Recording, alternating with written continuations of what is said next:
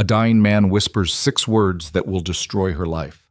An ER nurse answers a stranger's call and becomes the hunted prize in a brutal war between criminal empires. One choice, no escape, only survival or submission. If you want to see how far a ghost can fall before she becomes a queen, stay until the end. Hit that like button and drop a comment telling me what city you're watching from. I want to know how far this story travels. The fluorescent lights in Mercy General's emergency room buzz like dying insects, casting everything in a sickly yellow that makes even the living look half dead. Kennevale moves through the chaos with the mechanical efficiency of someone who stopped feeling things years ago. 24 years old and already a ghost, her scrubs hang loose on a frame that's forgotten what regular meals feel like. Dark circles shadow her eyes, permanent fixtures now. Not just from tonight's shift, but from all the shifts that blur together into one endless rotation of blood, screaming, and fluorescent glare. "Nurse Vale, room 3 needs vitals," someone calls out. She doesn't bother looking to see who. Doesn't matter. Nothing matters after hour 16 of a shift that was supposed to end at 12. Room 3 is quiet. Too quiet. The kind of quiet that comes right before the machine starts screaming. Mr. Park lies in the bed like a collapsed marionette, tubes snaking from his arms, oxygen mask fogging with each shallow breath. His chart says 81. His face says ancient. Kenna has seen this before. The body giving up, shutting down room by room like a house going dark. She checks the monitors, logs the numbers that don't mean anything good. His heart rate is erratic, blood pressure circling the drain. The man is dying and everyone knows it, including him. His eyes open, sharp. Too sharp for someone this close to the end. "Nurse!" His voice is a whisper that cuts through the background noise of the ER like a blade. "I'm here, Mr. Park. Try not to talk. Save your strength." No strength left to save. His accent is thick, but his words are precise. He's been in America long enough to lose the edges, but not the core. "I need you to make a call." Kenna's jaw tightens. "Mr. Park, I can't. Please." His hand shoots out with shocking speed, fingers locking around her wrist like a vice. The strength in that grip contradicts everything the monitors are saying. "My son! Call my son!" She should pull away, should call the attending, should follow protocol. But something in his eyes freezes her. Not fear, not pain, but urgency so raw it bypasses every professional boundary she's supposed to maintain. "The number," he rasps. "In my wallet, back pocket of my pants." The bag. Against every instinct screaming at her to stop, Kenna reaches for the plastic bag beneath his bed. His personal effects. Wallet, keys, a watch that stopped working sometime in the last century. She finds the wallet, worn leather that's been handled so many times it's soft as fabric. Inside, tucked behind a faded photo of a woman who must be long dead, there's a business card. No name, no company, just a phone number embossed in silver on black cardstock. "Call him," Mr. Park whispers. His grip on her wrist tightens until she can feel her pulse throbbing against his palm. Tell him the silver dragon sleeps." "Mr. Park, that doesn't—" "The silver dragon sleeps." His eyes bore into hers. "Promise me." She shouldn't. Every rule, every regulation, every shred of common sense says walk away. Let the man die with his secrets. Let someone else handle the mysterious phone calls. But Kenna hasn't walked away from anything in her life, even when she should have. It's why she's here, burning out in an ER that chews through nurses like candy, instead of somewhere safe and boring where dying men don't grab her wrist and beg. "Okay," she hears herself say. "I'll call him." Mr. Park's grip releases. The tension drains from his face. "Thank you." 2 words, and then he sinks back into the pillow like a puppet with cut strings. Kenna steps into the hallway, her hands shaking as she pulls out her personal phone. She shouldn't use it for this. Should use the hospital line. She dials. It rings once, twice, 3 times. Then a voice answers. Male, cold. The kind of cold that doesn't come from temperature but from something frozen at the core. "Who is this?" Not a question, a demand. Kenna's throat goes dry. My name is Kenna Vale. I'm a nurse at Mercy General Hospital. Your father is here. He asked me to call you. He wanted me to tell you something. Silence. Not the empty silence of a deadline, but the weighted silence of someone listening with absolute focus. What did he say? Still not a question. He said, God, this sounds insane. The silver dragon sleeps. The silence stretches so long she thinks the call dropped. Then, thank you, Kenna. He knows her name. She just said it, but the way he repeats it, careful, deliberate, like he's filing it away somewhere permanent, makes her skin crawl. Your father, I know what he is. The line goes dead. Kenna stares at her phone, heart hammering. Something is wrong.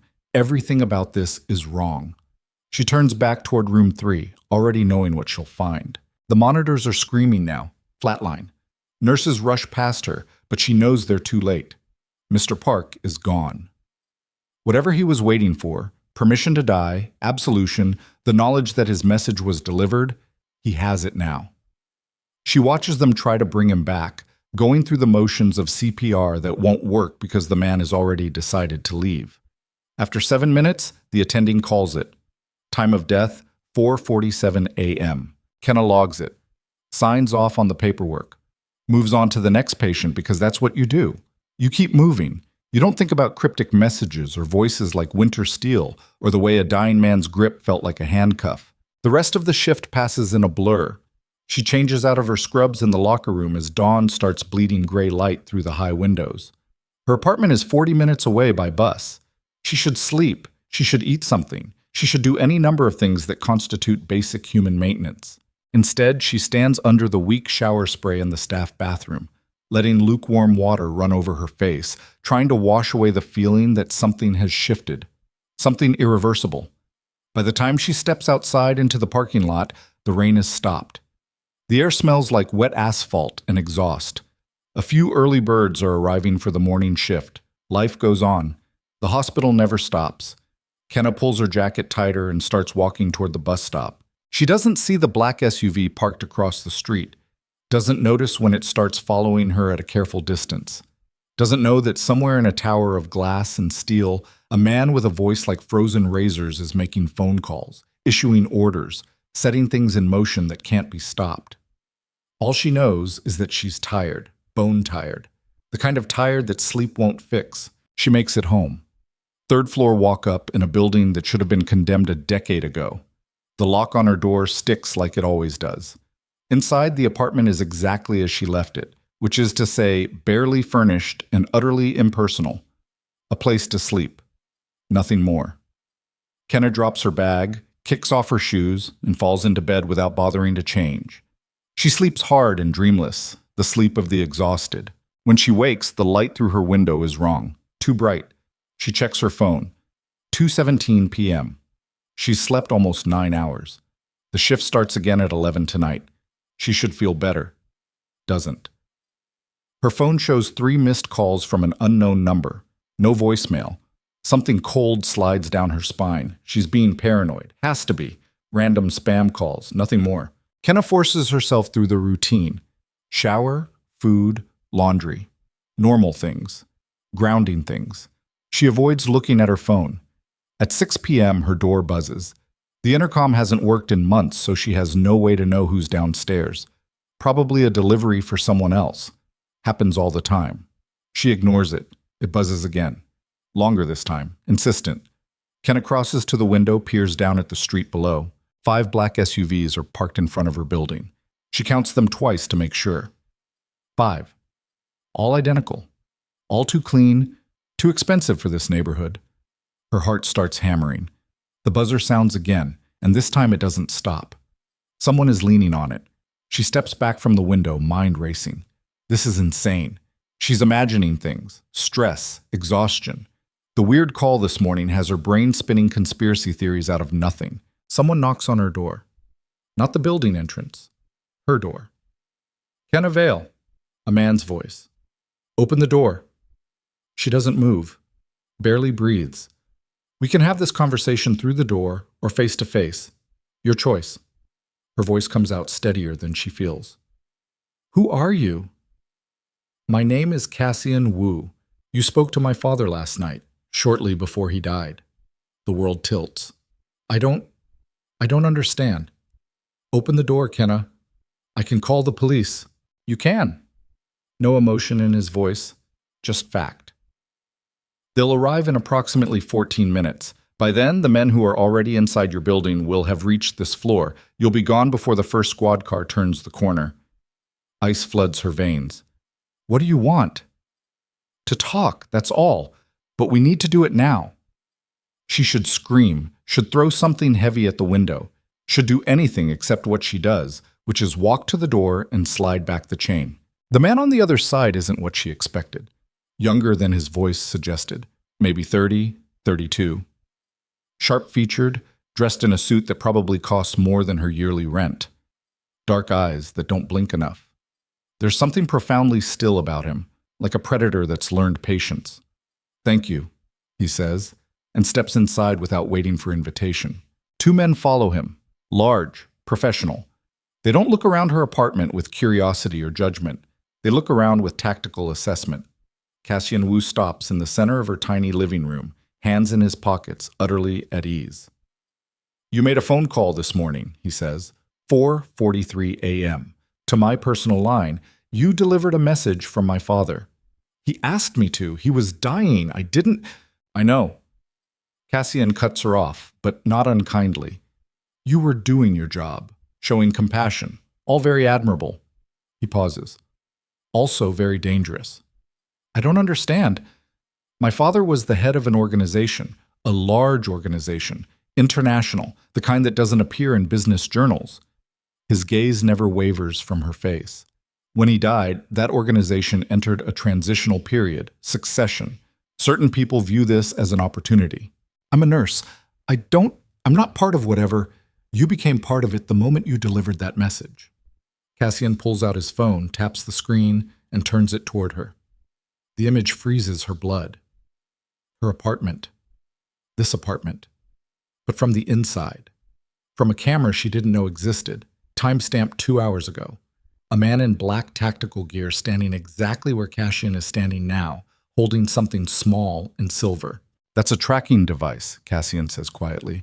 Placed under your kitchen table while you were sleeping. There are 3 more. 1 in your bathroom, 1 in your bedroom, 1 in your car, except you don't have a car, so they put it in your bus pass holder. Kenna can't breathe. Who? The Zhao family. My father's enemies. They think you're significant. They think the message you delivered gives you value in the succession war. He pockets the phone. They're right. I don't have value. I don't know anything. I'm nobody. You were the last person my father spoke to. You delivered his final words. In our world, that makes you a symbol. Symbols matter. They can be used to legitimize claims to power, or they can be eliminated to prevent others from using them. Her legs feel weak. She sits down hard on her secondhand couch. You're telling me I'm either useful or dead. That's exactly what I'm telling you. Cassian's tone doesn't change. Matter of fact, clinical. The Zhao family will make their move tonight, probably during your shift. Public place. Easy to make it look like workplace violence. You'd be one more nurse who died in the line of duty. Tragic. Quickly forgotten. So what do you want from me? I'm offering you a choice. Come with me now. Live under my protection until the succession is resolved. Or stay here and see how long you survive on your own. That's not a choice. No, Cassian agrees. It's not. But I'm giving you the illusion of one because I prefer cooperation to coercion. It's more efficient. Kenna's mind is spinning. This is insane. This can't be real. If I go with you, you'll be safe, fed, given a place to stay, treated with respect. He pauses. You'll also be expected to fulfill certain functions, public appearances, symbolic gestures. You represent continuity. My father's blessing passed through you to me. That narrative has value. I'm a prop. You're a protected prop. There's a difference. She wants to laugh or scream. Maybe both. How do I know you won't kill me the second I'm not useful? You don't. Cassian's expression doesn't flicker. You'll have to trust that keeping you alive serves my interests better than disposing of you. Right now it does. That may change, but it won't change as quickly as the Zhao family's patience will run out. He checks his watch. You have 2 minutes to decide. Pack light. Anything you can't carry will be retrieved later or replaced. 2 minutes, starting now. Kenna stands on legs that feel like water. This is crazy. She should refuse. Should tell him to go to hell. But she's seen enough violence in the ER to know what men are capable of. Has stitched enough wounds, documented enough injuries that didn't match the official story. She knows what happens to people who become inconvenient. She grabs her backpack, throws in clothes, toiletries, her phone charger. The entire time, her hands are shaking. Time, Cassian says. She turns to face him, backpack over one shoulder, feeling like she's standing at the edge of a cliff. If I do this, she says, voice low, if I go with you, I want your word that you won't hurt anyone at the hospital. My coworkers, they don't know anything. They're not part of this. Cassian studies her for a long moment, then nods once. You have my word. Hospital staff are non-targets. It should reassure her. Doesn't. Let's go, she says, because what else is there to say? They move through this building quickly. The two bodyguards flank her, Cassian ahead. Outside, the street is empty except for the SUV's early evening. Her neighbors are at work or inside avoiding the world. No one sees her get into the vehicle. The interior is all black leather and tinted windows. She can't see out, can't see where they're going. One of the bodyguards sits across from her, expressionless. Cassian is in the front passenger seat, phone to his ear, speaking in rapid Mandarin. Kenna closes her eyes and tries to remember how to breathe. The drive takes 30 minutes, maybe 40. Time loses meaning. When the vehicle finally stops, she expects, what?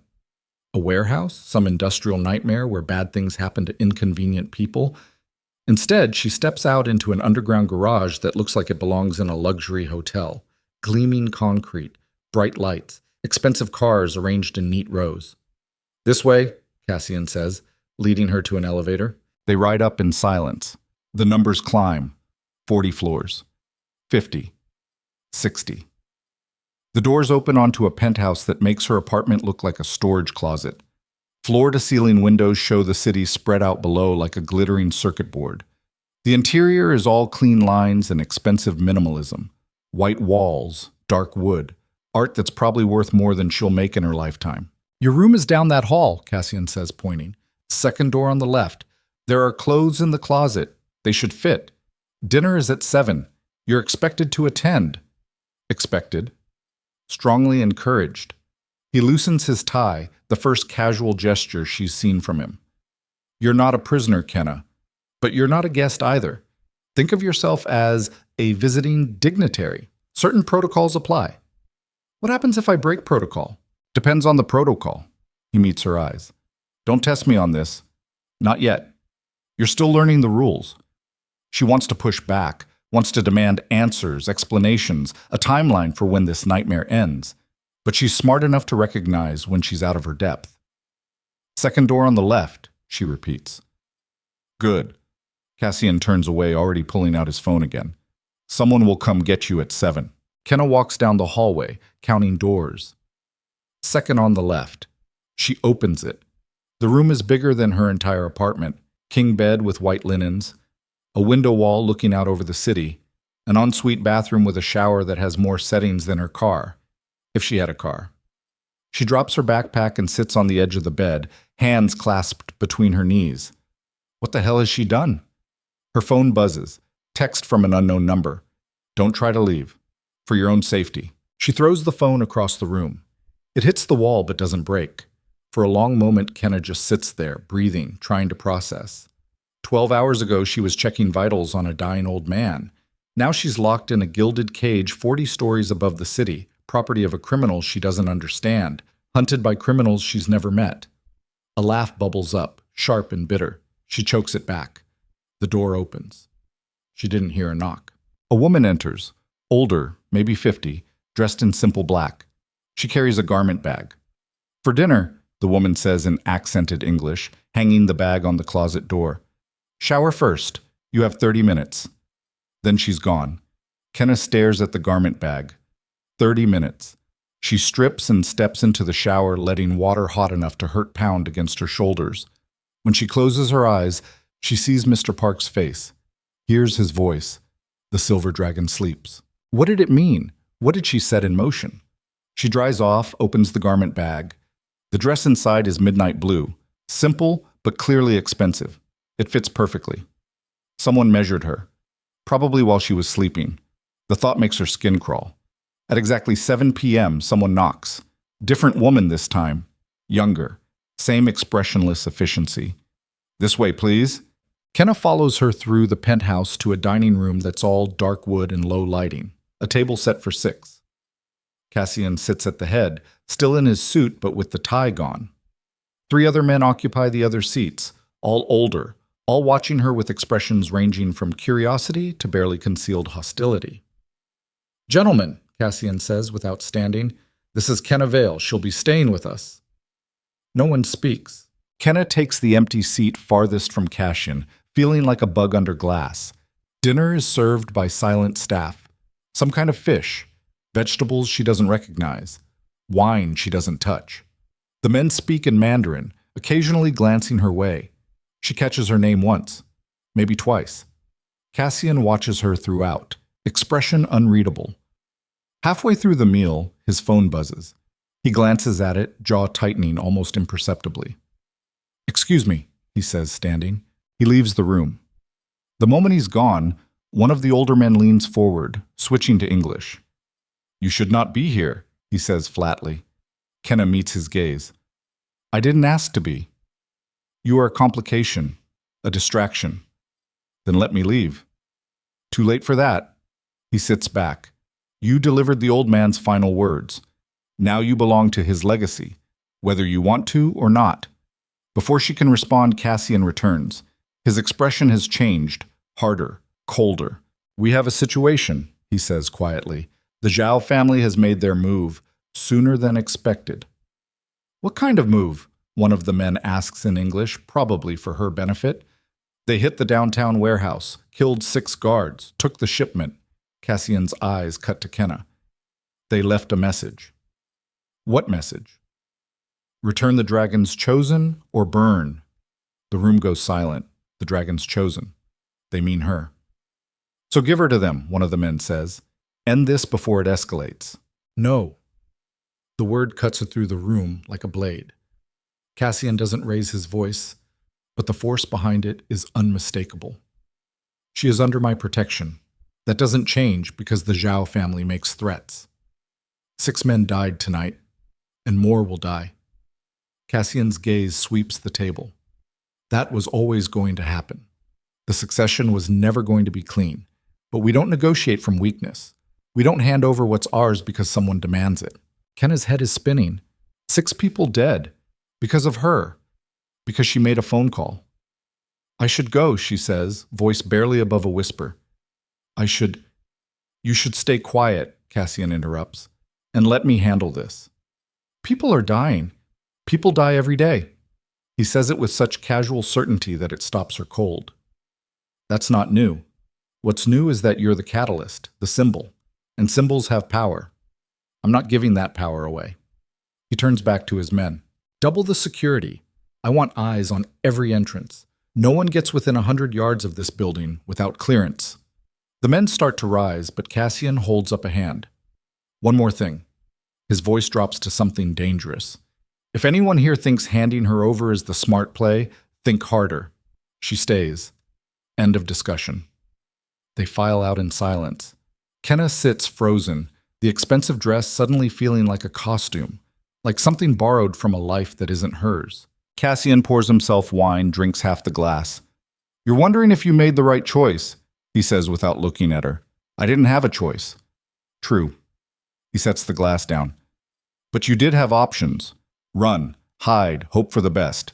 You chose differently. You didn't give me time to think, because thinking would have led you to the wrong conclusion." Now he does look at her. "You think you're nothing, invisible, forgettable.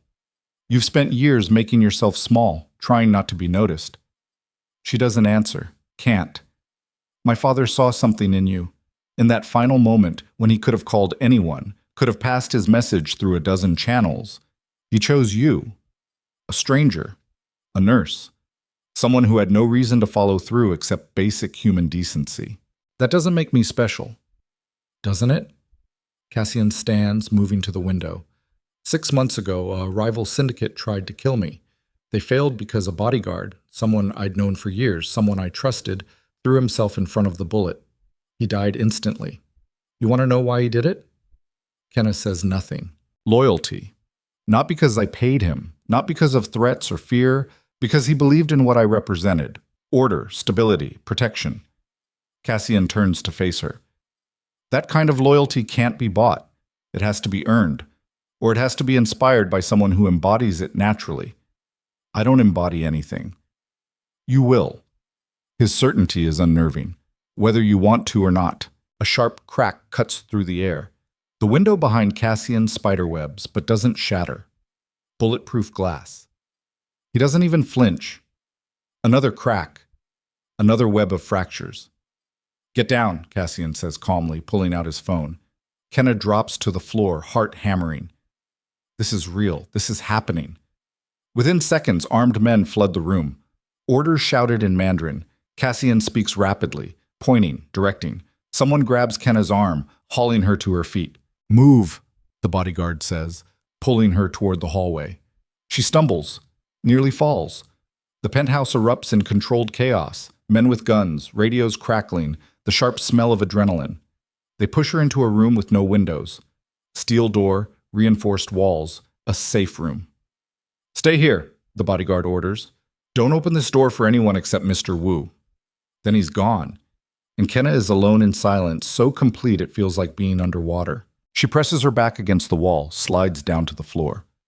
6 men dead in a warehouse, bullets shattering glass. All because she made a dying man a promise. Time loses meaning. Could be minutes, could be hours. When the door finally opens, she flinches. Cassian steps inside, tie gone, shirt sleeves rolled up. There's blood on his collar. Not his, she thinks, hopes. It's over, he says. For now. Was anyone hurt? 3 wounded, none critical. He sits down across from her, back against the opposite wall. For the first time, he looks tired. They were testing our defenses, seeing how we'd respond. And? We responded. A ghost of something that might be satisfaction crosses his face. They won't try that approach again. Kenna draws her knees to her chest. This is my life now, isn't it? Until the succession is settled, yes? And after? Cassian doesn't answer immediately. After, he finally says, we'll see what you've become. The way he says it, like it's inevitable, like she's already changing into something she doesn't recognize, should terrify her. Maybe it does. Or maybe, in the deep silence of the safe room, with blood on a stranger's collar and bullets embedded in bulletproof glass, Kenna realizes she stopped being the ghost in the ER the moment she made that phone call. Maybe she's been falling this whole time, and now, finally, she's about to hit the ground. Cassian stands, offers his hand. Come on, let's get you cleaned up. Kenna looks at his hand for a long moment. Clean, steady, belonging to a man who speaks of death with the casual certainty of someone who's become intimately familiar with it. She takes it, lets him pull her to her feet, and follows him back into a world that no longer has room for the person she used to be. The safe room door closes behind them with a sound like a tomb ceiling. Kenna's ears are still ringing from the gunfire, or maybe from the silence that followed it. Cassian moves through the penthouse like nothing happened, rolling his sleeves down with mechanical precision. The blood on his collar has dried to a rust-brown stain. Bathroom's through there, he says, nodding toward a door she hadn't noticed before. Clean yourself up. There's clothes in the closet. I'm not dirty. You're shaking. He says it without judgment, just fact. Hot water helps. She wants to argue, but her hands are trembling so badly she has to clench them into fists. He's right. She hates that he's right. The bathroom is all marble and chrome, obscenely luxurious. Kenna strips off the blue dress, someone else's choice, someone else's life, and steps under water hot enough to scald. She stays there until her skin turns red, until the shaking finally stops. When she emerges wrapped in a towel that costs more than her weekly paycheck, there's a pile of clothes on the counter, soft pants, a loose shirt, nothing like the dress. These are meant for comfort, not display. She dresses and finds Cassian in what must be his office. Floor-to-ceiling bookshelves, a desk that looks carved from a single piece of wood, more windows showing the city lights below. He's on the phone, speaking rapid Mandarin. When he sees her, he holds up one finger.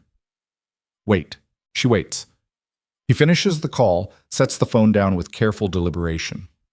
Sit, he says, gesturing to a leather chair. I'd rather stand. Then stand. He pours 2 glasses of something amber from a crystal decanter, offers her one. But you should drink. I don't drink. Tonight you do. He sets the glass on the desk in front of her. Consider it medicinal. Kenna stares at the glass. At him. At the casual way he's treating an attempt on his life like a minor inconvenience. How do you do that? The words come out sharper than intended. Do what?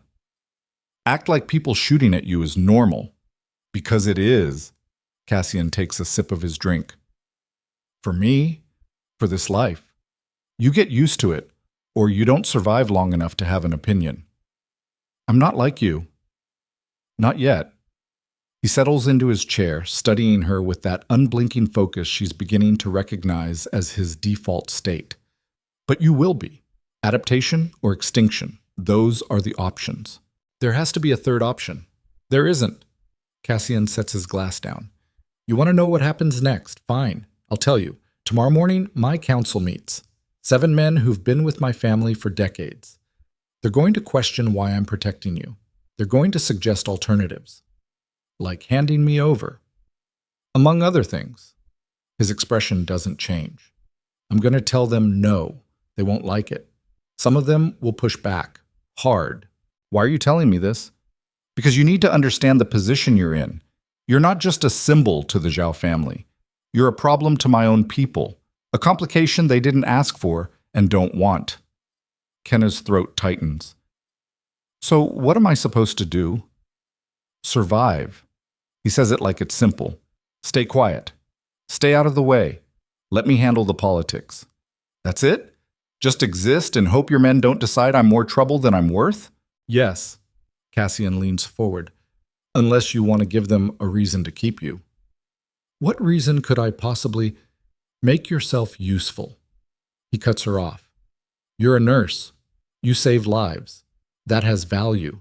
Not in the traditional sense, not in the way these men understand power, but value nonetheless. You want me to be your personal medical staff. I want you to find a role that justifies your presence. Tomorrow, 3 wounded men are being treated in the medical suite downstairs. The doctor who handles our people is competent, but overworked. Help him. Show that you're more than dead weight. It should feel manipulative, should feel like he's using her skills to legitimize keeping her prisoner. But Kenna spent years in an ER learning to recognize when someone is trying to throw you a lifeline, however thin. Fine, she says. I'll help. Good. Cassian stands. You should sleep. Tomorrow's going to be difficult. More difficult than today? Something that might be amusement flickers across his face. Substantially. He walks her to the door of her designated room. Prison, refuge, she still can't decide which. Before she can go inside, he speaks again. Kenna. She turns. The men who attacked tonight, they weren't trying to kill you. They were trying to take you. His eyes are dark, unreadable. If they'd succeeded, you'd be in a Zhao holding facility right now. They'd be using you to force my hand. It wouldn't be quick, and it wouldn't be kind. Why are you telling me this? So you understand what you're being protected from. So when you're tempted to walk out that door and take your chances on your own, you remember. He leaves before she can respond. Kenna closes herself in the room that's becoming familiar, despite being foreign. She should be terrified, should be planning escape routes, looking for weaknesses in the security, something. Instead, she lies down in the absurdly comfortable bed and stares at the ceiling until exhaustion drags her under. Sleep comes hard and brings dreams of Mr. Park's grip on her wrist, his whispered words, the flatline scream of monitors. She wakes to weak morning light and the sound of voices in the hallway, men speaking Mandarin in low, urgent tones. She can't understand the words, but the tone is clear enough. Argument. Disagreement. Her phone, the one that's been silent since yesterday, buzzes. Text from an unknown number. Medical suite. Basement level 2. Code 4739. She dresses in the clothes from last night and follows the sound of silence. The penthouse is empty. Everyone's gone wherever they go during daylight hours to do whatever men like Cassian do to maintain empires. The elevator takes her down. Basement level 2 opens onto a hallway that smells like antiseptic and something darker underneath. Blood. Old fear. The code unlocks a steel door. Inside is a medical facility that would make most small hospitals jealous. Examining tables, surgical lights, monitors, locked cabinets full of supplies. And 3 men, 2 on beds, 1 sitting up despite a bandage wrapped around his torso. An older man in scrubs looks up when she enters. Gray hair, sharp eyes, the tired look of someone who's seen too much. "You're the nurse," he says in accented English. Not a question. Kenna Vale. Dr. Chen. He doesn't offer a hand, just nods toward the wounded men. 2 GSWs, 1 shrapnel injury, stable but need monitoring. "You know what you're doing?" "Yes." "Good. I have surgery in an hour. Keep them alive until I get back." Then he's gone, leaving her alone with 3 men who watch her with expressions ranging from suspicion to outright hostility. The one sitting up speaks first. "You're the reason we got shot at." Kenna meets his gaze. "I'm the reason Cassian Wu is protecting you, unless you'd prefer the Zhao family's version of medical care." His jaw tightens, but he doesn't argue. She moves to the first bed, younger guy, maybe 25, bullet wound to the shoulder. Already treated, but the dressing needs changing. She works efficiently, checking for signs of infection, replacing the bandage with clean gauze. He doesn't flinch, doesn't thank her either. The second man has shrapnel wounds across his back and left arm. Painful, but not life-threatening. She irrigates the wounds, applies fresh dressings, checks his vitals. All normal. The one who spoke, the hostile one with the torso wound, watches her the entire time. "You know what you are?" he says when she approaches his bed. "Enlighten me." "A weakness. A liability." The moment Cassian chose to protect you over cutting losses, he showed everyone watching that he can be manipulated, that he'll sacrifice operational security for sentiment. Kenna unwraps the bandage around his torso. The wound beneath is clean, through and through, missed the vital organs. Lucky. "You done?" she asks. "No, you need to understand. I understand that you took a bullet defending this building. I understand that you're in pain and angry and looking for someone to blame." She meets his eyes. "But I'm here to keep you alive, not to be your therapist. So either shut up and let me work or keep talking and risk me missing something that gets infected and kills you." Silence. Then unexpected. He laughs, short and bitter, but real. "You got balls, I'll give you that. What I've got is medical training and a low tolerance for self-pity." She finishes checking the wound, applies antibiotic ointment, rewraps it with practiced efficiency. "You'll live. Try not to tear the stitches." She's cleaning up the supplies when the door opens. Not Dr. Chen, Cassian, followed by 3 older men in expensive suits. The council, she realizes. Here to see the complication in person. "Gentlemen," Cassian says, voice neutral, "this is Kenna Vale." The oldest steps forward, late 60s, silver hair, eyes like chips of ice. "So you're the nurse who's causing all this trouble." "I'm the nurse who made a phone call," Kenna says. "The trouble came from other people's choices." "Semantics." He waves a dismissive hand. "You are a resource drain, a security risk, a distraction from critical operations." "She's also the person keeping your wounded men stable," Cassian interjects smoothly. "Dr. Chen is stretched thin. She has relevant skills. Skills we can hire." Another council member speaks up. "This isn't about medical competence. This is about the message her presence sends." "What message is that?" "Weakness." The word hangs in the air like a knife. The Zhao family knows you're protecting her. They know you've devoted resources to keeping her safe. That makes them think you can be pressured, can be emotionally compromised. Cassian's expression doesn't shift, but Kenna feels the temperature in the room drop. "My father chose her," he says quietly. "His last act was to trust her with his final message. That's not weakness. That's legacy." "Your father was dying," the old man says bluntly. Men in that state make sentimental choices. It doesn't mean we have to honor them. The wounded man on the bed, the hostile one, speaks up. She's competent. Everyone turns to look at him. The nurse, he clarifies. She knows what she's doing. We could use that. Your opinion is noted, the old man says dismissively, but this decision isn't yours to make. Cassian cuts him off, voice sharp as broken glass. I appreciate your counsel. Always have. But the final call on who stays under this roof belongs to me. She stays. For how long? Another council member demands. Until the succession is settled? That could take months, years. As long as necessary. The room erupts. Multiple men talking over each other, voices rising, anger spilling over into words Kenna doesn't understand but doesn't need to. She's seen enough arguments in hospital administration to recognize when things are about to get ugly. Cassian lets them vent for exactly 30 seconds. Then, enough. One word, not shouted, but the silence it creates is absolute.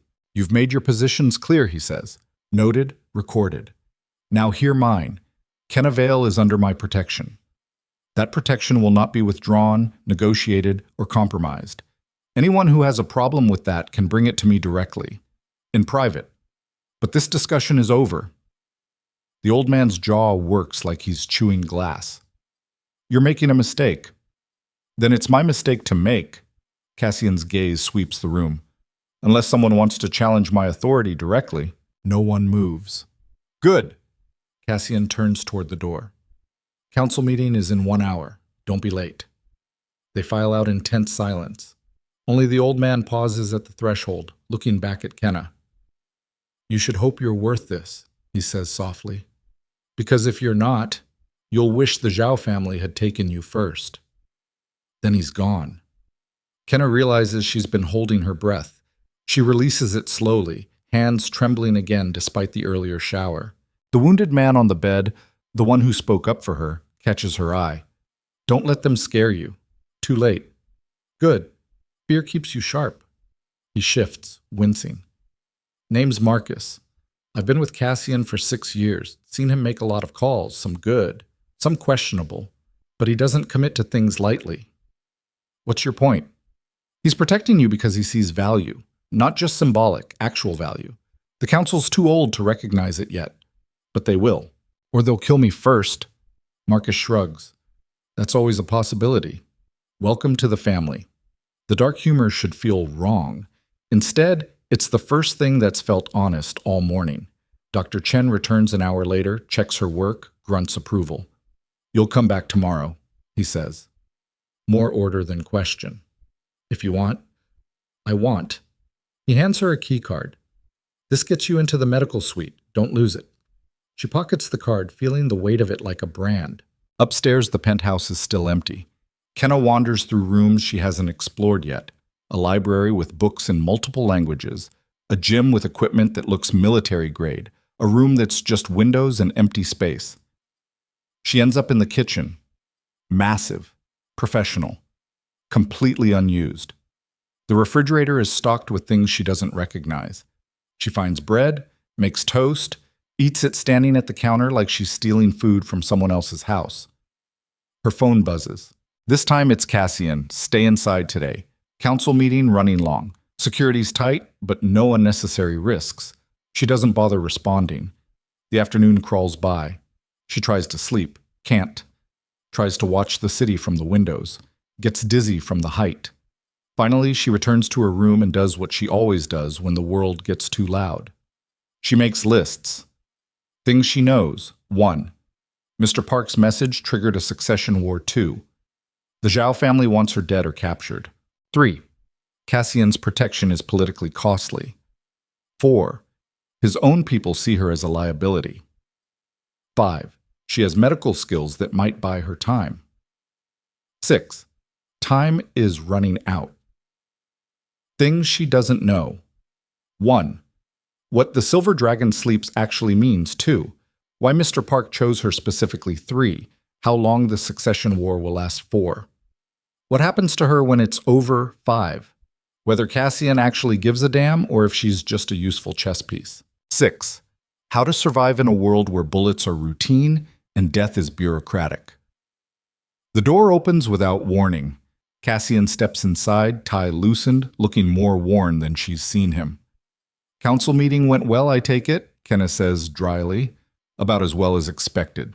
He closes the door behind him. They want proof you're worth the trouble. What kind of proof? The kind that demonstrates value beyond sentiment. He leans against the wall. Tomorrow night, we're hosting a gathering. Allies, business partners, people whose support I need to consolidate power. You'll attend. As what? The trophy? The proof you're not weak? As exactly what you are. The last person my father spoke to. The messenger who delivered his final words. That carries weight with the old guard. They respect tradition, legacy. The fact that you're here means I'm honoring that. And if they don't buy it, then we have a problem. Cassian's expression is unreadable. But I think you can handle it. You don't know anything about me. I know you didn't run when you had the chance. I know you stood up to my counsel today. Not directly, but Marcus told me what you said. No self-pity, just competence. He tilts his head slightly. I know you're smarter than you pretend to be, tougher than you think you are, and you have exactly the kind of stubborn backbone that survives in this world. Or gets me killed. Both are possible. He pushes off the wall. 7 p.m. tomorrow. Formal dress. Someone will bring you something appropriate. I don't want to be paraded around like, I don't care what you want. The words are blunt, but not cruel, just honest. You're here because circumstances put you here. Now you have to play the role or become irrelevant. And irrelevant people don't stay protected for long. He leaves. Kenna sits on the edge of the bed, jaw clenched so tight her teeth ache. Tomorrow night, a gathering of wolves. And she's supposed to convince them she's worth keeping alive. The hours until evening stretch like torture. She tries to prepare, rehearsing things she might say, ways she might present herself. All of it feels inadequate. When the knock comes at 6:30, she's dressed in the new gown that appeared on her bed, black this time, severe and elegant, nothing like the blue dress from before. This one says, I belong here. It's a lie, but she wears it anyway. The woman who comes to escort her is different again. They must have dozens of staff, all silent, all efficient, all completely loyal or completely terrified. The gathering is in a room she hasn't seen, some kind of ballroom with a view that makes the city look like something conquered. 50, maybe 60 people in expensive clothes holding expensive drinks. The air hums with power, and money, and barely concealed violence. Cassian is at the center of it all, surrounded by men in suits. When he sees her, he excuses himself and crosses the room. Stay close, he says quietly. Answer questions if asked, but don't volunteer information. Be polite. Be forgettable. Thought I was supposed to prove my worth. You are, by not being a liability. His hand settles lightly on her lower back, possessive without being intimate. This way, he guides her through introductions, names she won't remember, faces that blur together. Everyone watches her with calculating eyes, measuring, assessing, deciding if she's an asset or a target. An older woman with diamonds at her throat speaks to her in English. So you're the mysterious nurse. Just a nurse, Kenna says. Nothing about you is just anything, dear. Not anymore. The woman's smile doesn't reach her eyes. You delivered Grandfather Wu's final message. That makes you part of history, whether you wanted it or not. I didn't. Few people want the roles they're given, but we play them anyway. She sips her champagne. Tell me, what did the old man say to you, before the message, in his final moments? Kenna's throat tightens. He said, thank you.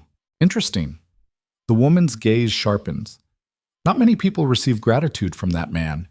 You must have done something to earn it. I kept my promise. Ah, a promise keeper. How quaint. The woman drifts away, leaving Kenna feeling exposed. Cassian reappears at her elbow. You're doing fine. I feel like meat in a shark tank. Accurate assessment. He guides her toward a quieter corner. But you're still swimming. Before she can respond, a man approaches. Younger than most here, maybe 40, with a scar running from his left eye to his jaw. Cassian. His English is perfect, American accented. So this is the famous nurse. Kenna Vale, meet Raymond Zhao. The name hits like a fist to the gut. Zhao. The family that wants her dead. Raymond's smile is all teeth. Relax, we're at a neutral gathering. Violence would be terribly gauche. What do you want? Cassian's voice is ice. Just to meet the woman causing all this fuss. Raymond's eyes rake over Kenna with open assessment. I have to say, I expected someone more impressive. Sorry to disappoint, Kenna manages. Oh, you haven't disappointed. Not yet. He leans in slightly. Tell me, do you understand what you've become? The symbol you represent? I'm starting to. Good. Because here's the thing about symbols. They're only valuable as long as people believe in them. Once that belief fades, he makes a dismissive gesture. They're just ordinary objects again, easily discarded. Is there a point to this? Cassian's hand tightens imperceptibly on Kenna's back. Just friendly advice. Raymond straightens. Enjoy the party, while you can. He walks away. Kenna's heart is hammering. He just threatened me, in public. He's testing boundaries, seeing how I react. Cassian's expression hasn't changed, but she feels the tension radiating off him. Relieving. But now. He guides her through the crowd with ruthless efficiency. They're almost to the door when someone blocks their path.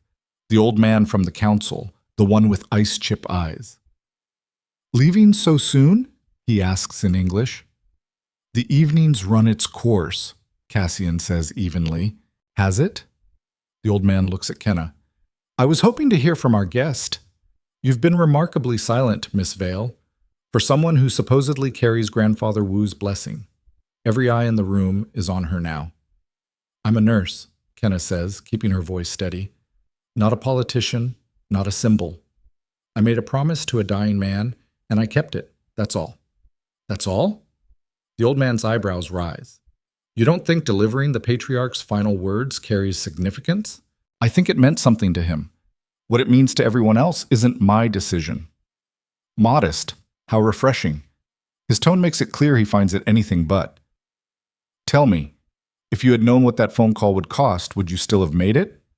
The room is so quiet she can hear her own heartbeat. Kenna thinks about Mr. Park's grip on her wrist, his desperate eyes, the flat line that came after. Yes, she says, I would. Even knowing it would lead to deaths? To violence? To this? He gestures at the room, at Cassian, at everything. I kept a promise to a dying man.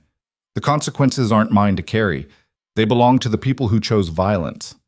Silence. Then, unexpected, the old man smiles, small, brief, but real. Interesting answer. He steps aside. Enjoy your evening. Cassian doesn't hesitate. He guides Kenna out, down the hallway into the elevator. The doors close. Only then does she start shaking. You did well, Cassian says. I told your council elder to go to hell. No, you told him you're not responsible for other people's evil. The elevator climbs. That took courage. Or stupidity. In this world, they're often the same thing. The elevator opens onto the penthouse. Kenna walks straight to her room, desperate for solitude, for quiet, for anything that doesn't involve being watched and judged and threatened. But Cassian follows. I need you to understand something, he says from the doorway. What happened tonight?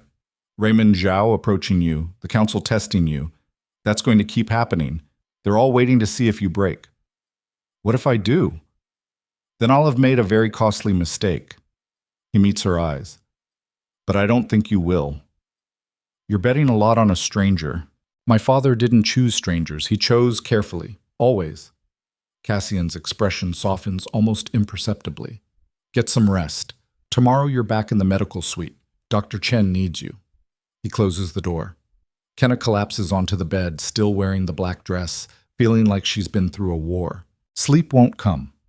She lies there watching shadows move across the ceiling, replaying Raymond Zhao's smile, the council elder's test, the weight of being a symbol she never asked to be. Sometime after midnight, her phone buzzes. Unknown number. You passed. Barely. Don't get comfortable. She deletes the message. Then another. Basement 2. Now. Bring the key card.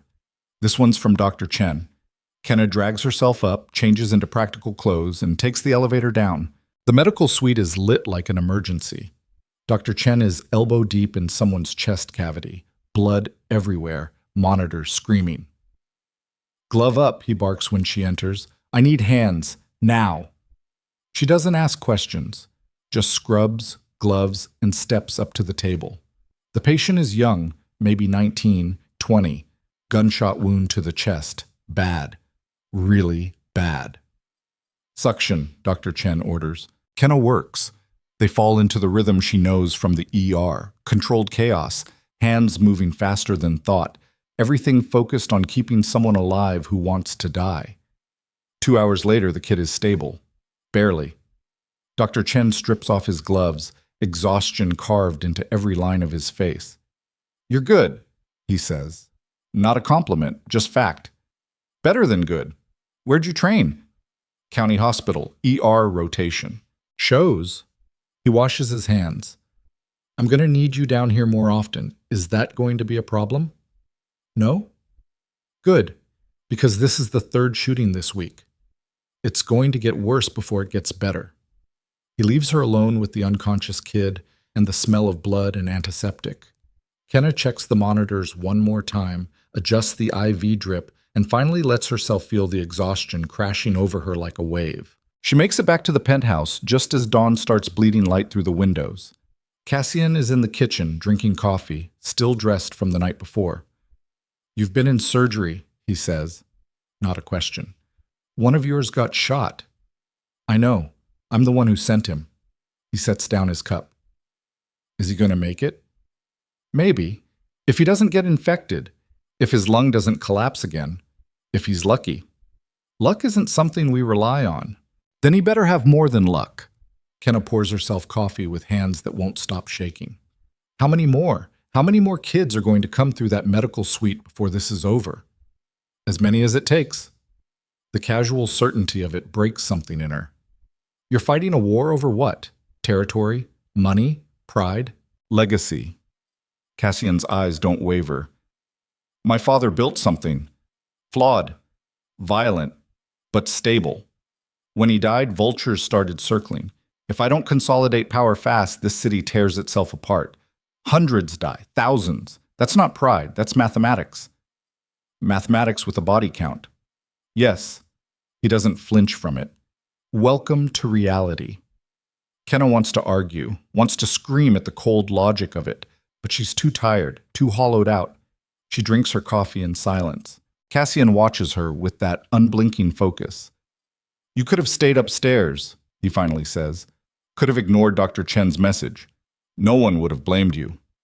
A kid was dying. And you saved him. Why? Because that's what I do. The words come out raw. It's the only thing I know how to do anymore. Keep people breathing, keep them alive. Even when they probably don't deserve it, even when the world would be better off letting them go. That's why my father chose you. Kenna looks up sharply. Cassian continues. He could have passed his message through anyone.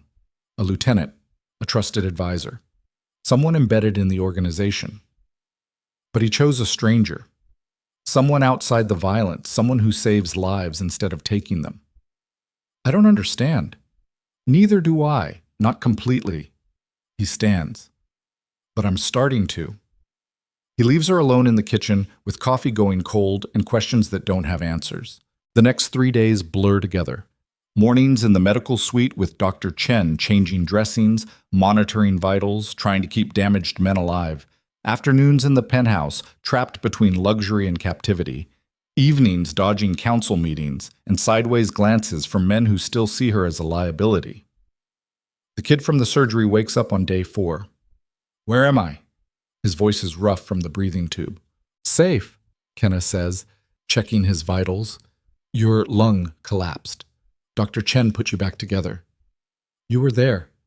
I remember someone with soft hands. That was me. He focuses on her face. You're the nurse, the one everyone's talking about. Apparently. They say you're bad luck, that people die around you. Kenna's hands still on the blood pressure cuff. Do you want me to leave? The kid thinks about it. No, you saved my life. That's the opposite of bad luck. Tell that to your friends. My friends are idiots. He manages a weak smile. I'm Tony. Thanks for not letting me die. You're welcome. Marcus, the man with the torso wound who's now mostly healed, speaks from his bed across the room. Don't get comfortable, kid. She'll patch you up and send you right back out to get shot again. Better than bleeding out in an alley, Tony says. Fair point. The door opens. Cassian enters, followed by two men Kenna doesn't recognize. How's our patient? He asked Dr. Chen. Stable. Recovery will take weeks. He's out of action. Good. He needs to be. Cassian's gaze shifts to Tony. You got sloppy. Walked into an ambush that was obvious to everyone except you. You're lucky to be alive. Tony's face flushes. Yes, sir. Don't let it happen again. Cassian turns to Kenna. We need to talk. Upstairs. Her stomach drops. Nothing good starts with those words. She follows him to the elevator, hyper-aware of the two men trailing behind them. Guards. Or witnesses. Maybe both. In the penthouse, Cassian leads her to his office and closes the door. The Zhao family made an offer, he says without preamble. Kenna's blood turns to ice. What kind of offer? They'll cease hostilities, pull back their forces, recognize my claim to succession. He pauses. In exchange for you. The floor drops out from under her. You're considering it. I'm telling you about it. There's a difference. Is there? Her voice comes out sharp. What's the calculus, Cassian? How many of your men are worth one inconvenient nurse? That's not how I make decisions. Then how do you make them? Because from where I'm standing, this looks like basic math. Trade me away, end the war. Everyone wins. Except me. Cassian's jaw tightens. Sit down. I'd rather stand. Sit down. The command in his voice is absolute. Kenna sits. He crosses to the window, back to her, silhouetted against the city lights.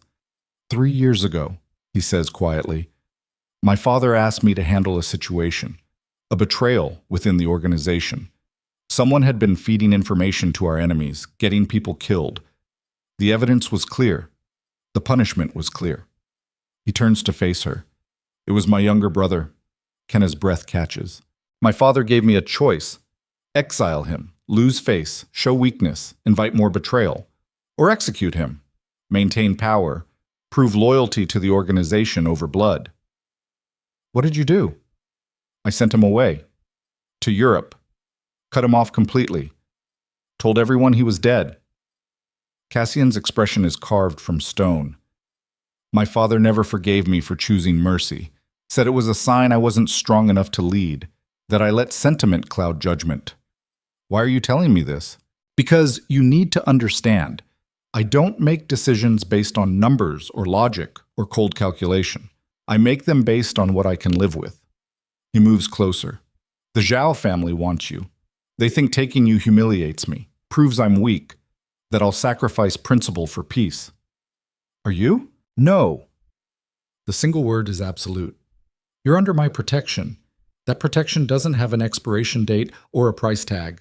I told the council. I'm telling you, and tomorrow I'll tell the Zhao family when I reject their offer. Kenna can't breathe. That's going to start a real war. It already is a real war. This just makes it official. People are going to die, more people. Yes, because of me. Because of choices made by men with blood on their hands long before you existed. Cassian crouches in front of her chair, forcing her to meet his eyes. You don't carry that weight. I do. That's not how guilt works. Guilt is a luxury. Survival isn't. He stands. Tomorrow night, there's a formal challenge. The Zhao family is demanding a tribunal. Ancient tradition. They'll present their case for why you should be handed over. I'll present mine for why you stay. And then what? And then we see who the council supports. Kenna's hands are shaking again. What happens if they side with the Zhao family? Cassian's smile is cold and sharp.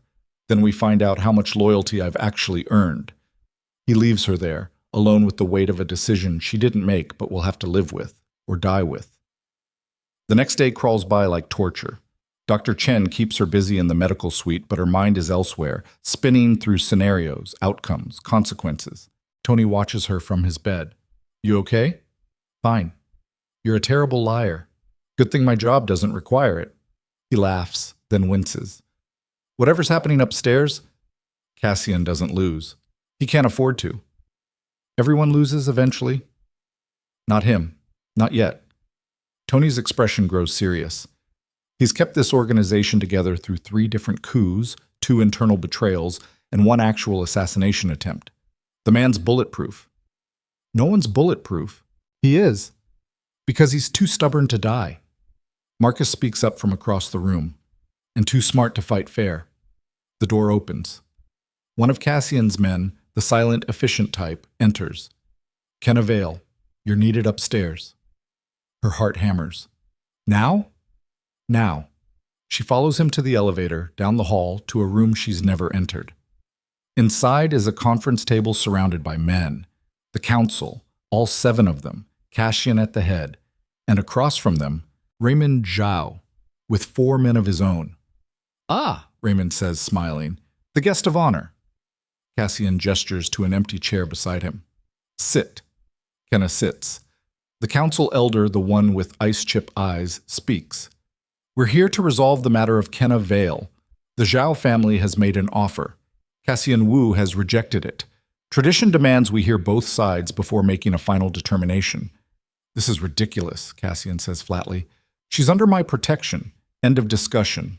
Your protection has cost us resources, another council member argues. Men, money, political capital. The question is whether she's worth it. Raymond leans forward. Let me simplify this. Give us the girl. We'll withdraw. No more attacks. No more casualties. Clean resolution. And what happens to her? Cassian's voice is ice. She becomes our guest. Well treated. Comfortable. A symbol of peace between our families. Liar. The word cracks through the room. Raymond's smile doesn't waver. Such hostility. I'm offering a solution that benefits everyone. Except her. Cassian's gaze doesn't leave Raymond's face. You want her dead. You've wanted her dead since the moment she delivered my father's message. This offer is just theater. Can you prove that? I don't need to prove it. I know it. The council elder raises a hand. Enough. We'll hear from the girl herself. All eyes turn to Kenna. Her mouth goes dry. Miss Vale, the elder says, if the choice were yours, stay under Cassian Wu's protection and risk continued violence, or go with the Zhao family and potentially end the conflict, what would you choose? The question is a trap. Either answer damns her. Kenna looks at Raymond Zhao's smile, at the council members' calculating eyes, at Cassian's absolute stillness. Then she speaks. I choose to stop being treated like property. Her voice is steadier than she feels. I'm not a symbol, not a bargaining chip, not a prize to be traded. I'm a person. And the fact that we're sitting here debating my fate like I'm not in the room tells me everything I need to know about both sides of this table. Silence. Raymond's smile falters. The council elder's expression doesn't change. That's not an answer. Yes, it is. Kenna stands. You want to know if I'm worth the trouble? Ask the men in the medical suite. Ask Tony. Ask Marcus. Ask the 3 others I've kept alive this week. They'll tell you I'm worth something. Maybe not enough to justify a war, but enough to matter. She looks directly at Cassian. If you're protecting me because of some misplaced sense of honor or tradition, stop. I don't need a protector who's doing it out of obligation. But if you're protecting me because you actually believe people are worth more than the roles they're forced to play, then I'll stay. And I'll keep doing the only thing I know how to do, keep people alive. She sits down. The room is so quiet she can hear her own heartbeat. The council elder exchanges glances with the other members. Some silent communication passes between them. Finally, he speaks. The council recognizes Cassian Wu's authority in this matter. Kenna Vale remains under his protection. Raymond Zhao stands slowly. You're making a mistake. That's my prerogative, Cassian says. This isn't over. It never was. Cassian's smile is all edges. See yourself out. Raymond and his men leave. The council files out after them. One by one.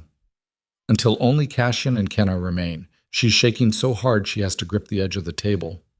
That was stupid, Cassian says quietly. Probably. You just made yourself a target. Again. More publicly this time. I was already a target. Now you're a target who just humiliated Raymond Zhao in front of witnesses. He won't forget that. Good. Kenna forces herself to stand on legs that feel like water. I'm tired of being scared. Tired of waiting for someone else to decide if I live or die. If I'm going down fighting. Cassian studies her for a long moment. Then, unexpected, he laughs. Short, bitter, but real. You're insane. Probably that too. He stands, closes the distance between them. You understand what you just did? You tied yourself to me, publicly, permanently. There's no walking away from this now. I know. If I fall, you fall with me. I know. His eyes search hers. Why? Because, Kenna says, voice raw, for the first time in years I feel like I'm actually alive.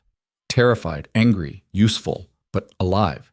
And I'm not ready to go back to being invisible. Cassian's expression shifts. Something that might be respect, might be resignation, might be both.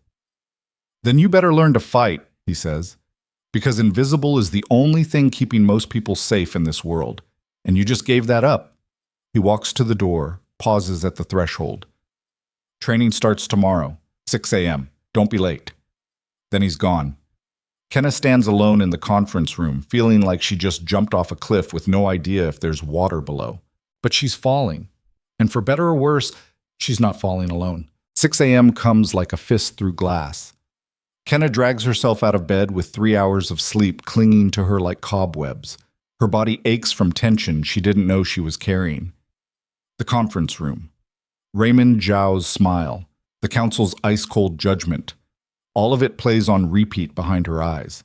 She pulls on workout clothes that appeared in her closet overnight. Black leggings, tank top, shoes that actually fit. Someone's been measuring more than just her dress size. The gym is on the same floor as the penthouse, tucked behind a door she'd mistaken for a closet. Inside, heavy bags, weights, mats, equipment that looks like it belongs in a military training facility. Cassian is already there. T-shirt and athletic pants, no jacket, no armor. Almost human except for the way he moves. Controlled, economical, like violence waiting for permission. You're late, he says without checking a clock. It's 5:58. Late! He tosses her a pair of training gloves. Put these on. She does. They're too big, but she tightens the straps until they fit. Hit me, Cassian says. What? Throw a punch. Let's see what I'm working with. Kenna's never thrown a punch in her life. She's a nurse. She fixes damage, doesn't cause it, but she steps forward and swings anyway. Cassian catches her fist midair, doesn't even blink. Pathetic, he says flatly. Again. She swings harder. He blocks it with his forearm. You're telegraphing. Your shoulder moves before your fist. Again. She tries 6 more times. He blocks every single one. Stop. He releases her wrist. You fight like someone who's never been in danger, like violence is theoretical. I work in an ER. I see violence every day. You see the aftermath. That's different. Cassian moves to the heavy bag. Violence isn't what happens after. It's what happens during. The split second when you decide to hurt someone before they hurt you. You don't have that instinct. Good. I don't want it. Then you're going to die. He says it like he's commenting on the weather. You stood up to the council. You humiliated Raymond Zhao. You made yourself a target. Now you need to be able to defend yourself when, not if when, someone comes for you. I have you. I have guards. Bodyguards fail. Security gets breached. The only person you can truly rely on is yourself. He gestures to the bag. Hit it. Don't think. Just hit. Kenna faces the bag. It hangs there, massive and indifferent. She swings. Her knuckles connect with leather and pain shoots up her arm. Again. She hits it again. And again. Over and over until sweat runs down her spine and her shoulders burn. Good, Cassian says after 20 minutes. You're angry. Use it. I'm not angry.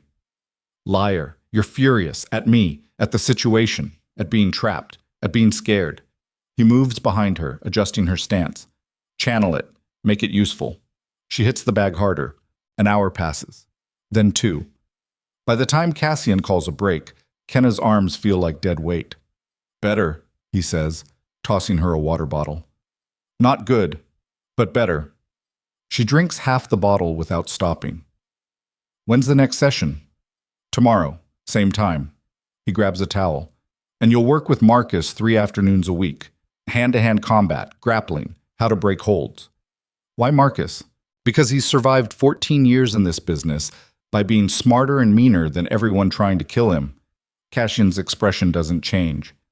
If you're going to learn how to fight dirty, learn from the best.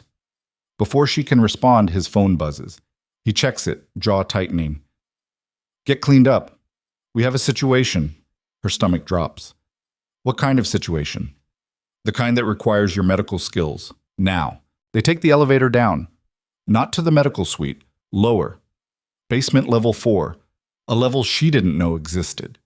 The doors open onto concrete hallways lit by industrial fluorescents. Cold. Sterile. The kind of place where bad things happen and no one asks questions. Cassian leads her to a room at the end of the hall. Inside, Dr. Chen, 2 guards, and a man strapped to a chair. The man's face is a mess. Broken nose, split lip, one eye swollen shut. Blood drips from his chin onto a floor that's already stained dark. Kenna's medical training kicks in before horror can. She catalogs injuries automatically: facial trauma, possible concussion, defensive wounds on his hands, shallow cuts on his arms.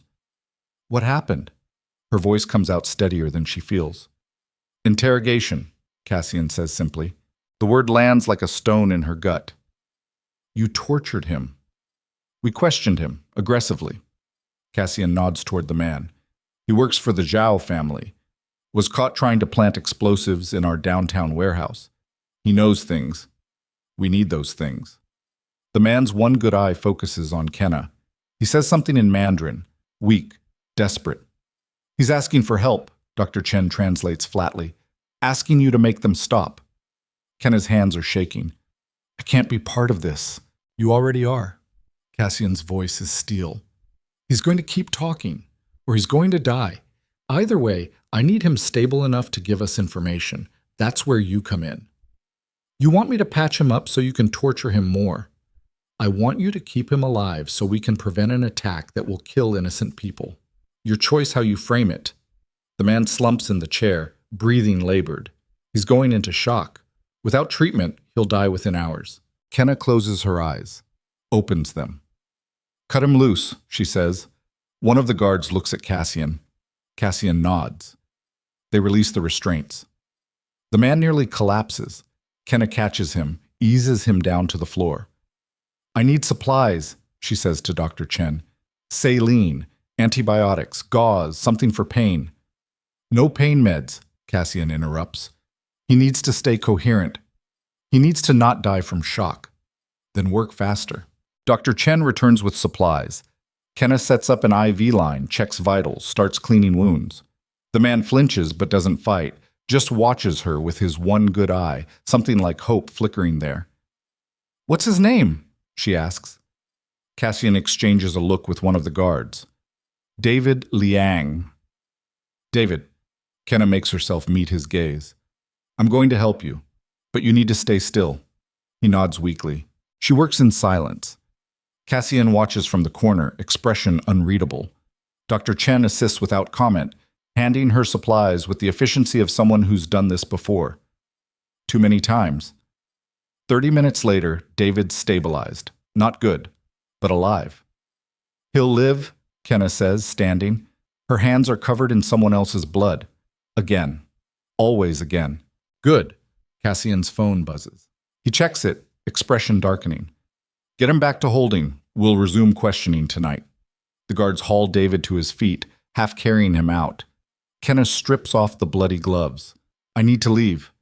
You need to clean up. Then we eat. I'm not hungry. You're eating anyway. Cassian's tone leaves no room for argument. Upstairs, 20 minutes. She makes it to her room before the shaking starts. Full body tremors she can't control. She stumbles to the bathroom, turns on the shower, steps in fully clothed. Water runs red at her feet. David's blood. Or maybe it's Mr. Park's blood from weeks ago. Maybe it's everyone's blood. All the patients, all the victims, all the bodies she's tried and failed to save. By the time she strips and actually washes, the water's gone cold. She dresses in clean clothes that feel like a costume. Everything here feels like a costume. The luxury, the safety, the pretense that she's anything other than complicit. 20 minutes later, she finds Cassian in the kitchen. He's made breakfast, eggs, toast, coffee that smells too good for the morning they've had. "Eat," he says, sliding a plate across the counter. "I helped you torture someone. You stabilized a terrorist so he could provide intelligence that will save lives. There's a difference." "Is there?" Kenna's voice cracks. "Because from where I'm standing, I just became an accessory to preventing an attack that would have killed 23 people. Minimum." Cassian's eyes are hard. David Liang wasn't planting fireworks. He was setting up a bombing, targeted at a civilian building. Women, children, people who have nothing to do with this war. "How do you know that?" "Because we already got that much out of him. What we need now is the location of the other cells, the timeline, who's financing them." He takes a sip of coffee. "You want to feel guilty? Fine. Feel guilty. But understand what you're feeling guilty about preventing." Kenna can't eat. Can't even look at the food. "I'm a nurse. I'm supposed to help people. Not this. You did help someone. You kept him alive. So you could hurt him more." "Yes." Cassian doesn't flinch from it. "That's the reality of this world. Sometimes helping means making impossible choices. You're learning that now. It doesn't get easier." Her phone buzzes. She ignores it. It buzzes again. Insistent. Cassian nods toward it. "Answer it." She checks the screen. Unknown number. Again. Against her better judgment, she answers. "Hello?" Static. Then a voice, female, accented. "Nurse Vale." "Who is this?" "A friend. Someone who understands the position you're in." The woman's voice is calm, almost soothing.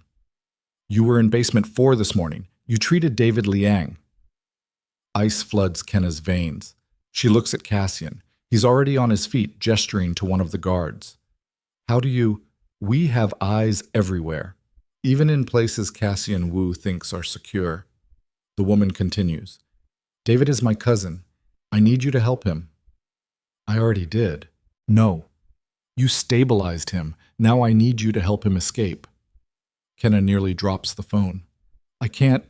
"You can, and you will, because if you don't, 17 people will die tonight. People you know. People who work at Mercy General Hospital." Her heart stops. "You're lying." "Am I? Check your messages." Kenna pulls the phone away from her ear, opens her text. A photo.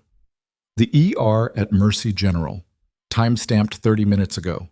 Someone standing in the waiting room holding a phone. The image is clear enough to recognize faces. Nurses she worked with, patients waiting for treatment, all of them targets. "No." The word comes out as a whisper. "Yes." The woman's voice hardens. "You have 12 hours. Get David out of that building or we start with the night shift. Your shift. Your friends." The line goes dead. Kenna stands frozen, phone still pressed to her ear. Cassian takes it from her, checks the call log, sees the photo. His expression goes absolutely still. The kind of still that comes right before an explosion. "When did you get this?" "Just now. You were right here. Before that." "Have you been in contact with anyone outside this building?" "No. I haven't. I don't even know who that was." "Oh?" Cassian's already on his own phone barking orders in Mandarin. Within seconds, the penthouse floods with security. Men in tactical gear, radios crackling, weapons drawn. "Lock it down," Cassian orders. "Full sweep. I want every inch of this building searched. Find the leak." He turns back to Kenna. "Tell me exactly what she said." Kenna repeats the conversation, word for word. Her voice sounds distant, like it belongs to someone else. Cassian's jaw works. David Liang's cousin is Mei Zhao, Raymond's sister. She runs their intelligence operations. She said 17 people. I know what she said. He's already moving toward his office. And she'll do it. The Zhao family doesn't make empty threats. Kenna follows him. Then we have to let him go. We have to... No! The word stops her cold. People will die. People die every day. Cassian pulls up security feeds on multiple screens. If we release David, he goes straight back to the Zhao family with everything he's learned about our security, our people, our operations. That information gets more people killed, different people, but just as dead. So what? We just let them bomb a hospital. We evacuate the hospital, quietly. We move your former co-workers to safety. We reinforce security at Mercy General until this is over. That's not... They're threatening innocent people. Because they know it works. Cassian spins to face her. They know you'll feel responsible. They know you'll pressure me to make the trade. That's the point. They're using your compassion as a weapon. Then let them. Kenna's voice rises. Let them use it. I don't care. I'm not going to be responsible for 17 people dying because I didn't act. You're not responsible for anything the Zhao family does. Tell that to the families when they're burying their dead. Cassian's expression doesn't change, but something flickers in his eyes. Frustration, maybe respect. You want to save them, he says quietly. I understand that, but trading David Liang doesn't save anyone. It just changes who dies. You don't know that. Yes, I do. He moves closer. This is what they do. Make you choose between bad and worse, make you feel like every decision is your fault. It's psychological warfare and you're falling for it. Kenna's hands clench into fists. Then what do you suggest? We find Mei Zhao. We neutralize the threat at its source. In 12 hours, if necessary. That's impossible. Maybe, but it's the only play we have that doesn't end with us bleeding resources and leverage. Cassian turns back to the screens. I need you to trust me. Trust you? I don't even know you. You know enough. His voice softens almost imperceptibly. You know I haven't lied to you. Haven't pretended this is anything other than what it is. I'm asking you to trust that I'm better at this than you are. The words should sting. Don't. Because he's right. Kenna has no idea how to navigate this world. No idea how to fight wars where the weapons are people and the casualties are counted in leverage. Okay, she hears herself say. Okay, what do you need me to do? Go to the medical suite. Act normal. If anyone asks, David Liang is stable and under guard. Nothing's changed. You want me to lie? I want you to stay alive long enough for me to fix this. He's already on the phone again, issuing orders she doesn't understand to people she's never met. Kenna takes the elevator down to basement 2. The medical suite is quiet. Marcus is gone, released yesterday. Tony's still there, reading something on a tablet. You look like hell, he says when she enters. Feel like it too. What happened? Nothing I can talk about. She checks his vitals automatically. Everything's improving. He'll be out of here soon. The guy they brought in last night, Tony says carefully. The one in holding. Word is he's Zhao family. Kenna's hand still on the blood pressure cuff. Where'd you hear that? Guard mentioned it. Said they're squeezing him for intel. Tony's eyes search her face. You were down there, weren't you? She doesn't answer. Jesus. Tony sits back. They made you patch him up. I kept him alive. That's not the same thing. I know. Kenna finishes the vital check, logs the numbers. But it's what I do. Keep people breathing, even when maybe I shouldn't. That's going to eat you alive. Probably. Her phone buzzes. Text from Cassian. My office. Now. She makes an excuse to Tony and takes the elevator back up. Cassian's office is full of people now. Men in suits studying maps, satellite images, data she doesn't understand. We found her, Cassian says without preamble. Mei Zhao. She's in a hotel downtown, penthouse suite, 17 personnel, heavy security but not insurmountable. You're going to raid it. We're going to extract information, where the bombs are, who's planting them, the entire operation. His expression is carved from ice. And you're coming with me. What? No, I'm not. I can't. You can and you will. Cassian moves to a table covered in blueprints. Mei Zhao knows you, knows your face, knows you're the leverage point. If we go in guns blazing, she triggers the attack immediately. But if you're there, If she thinks you're coming to negotiate, we have a window. You want to use me as bait. I want to use you as a distraction. There's a difference. Not to me, there isn't. Cassian's gaze doesn't waver. You wanted to save 17 people. This is how. You walk in. You talk to May. You keep her focused on you while my team secures the building. Once we have control, we get the information we need and shut down the attack. And if it doesn't work, then we're both dead and the hospital gets bombed anyway. But at least we tried. The casual certainty of it makes her want to scream. I'm not trained for this. I'm not a soldier. No. You're a nurse who stood up to a council of killers and humiliated a crime lord in public. You're tougher than you think. He hands her an earpiece. You'll wear this. I'll be able to hear everything. If things go wrong, hit the floor and let my people work. Kenna stares at the tiny device in her palm. This is insane. She should refuse. Should demand to be taken somewhere safe. Should do literally anything except agree to walk into enemy territory as live bait. But she sees the photo again in her mind. The ER. Her friends. People who have no idea they're about to become casualties in a war they didn't choose. When? Her voice barely works. 2 hours. We move at dusk. The next 2 hours pass in a blur of preparation she doesn't fully understand. Cassian's team moves with military precision, checking weapons, reviewing blueprints, coordinating timing. Someone brings her clothes. Dark. Practical. A bulletproof vest disguised as a regular jacket. It won't stop a headshot, the guard explains, but it'll help with center mass. Great. Comforting. Cassian appears at her door as the sun starts setting, bathing the city in blood-red light. Ready? No? Good. Honest. He adjusts the earpiece in her ear, testing the connection. Can you hear me? Yes. Keep this in at all times. If I tell you to move, you move. If I tell you to get down, you hit the floor. No hesitation. No questions. Understood? Understood. They take a different elevator, down to a garage she hasn't seen before. Multiple vehicles waiting, engines running, men in tactical gear loading equipment. Cassian guides her to an SUV.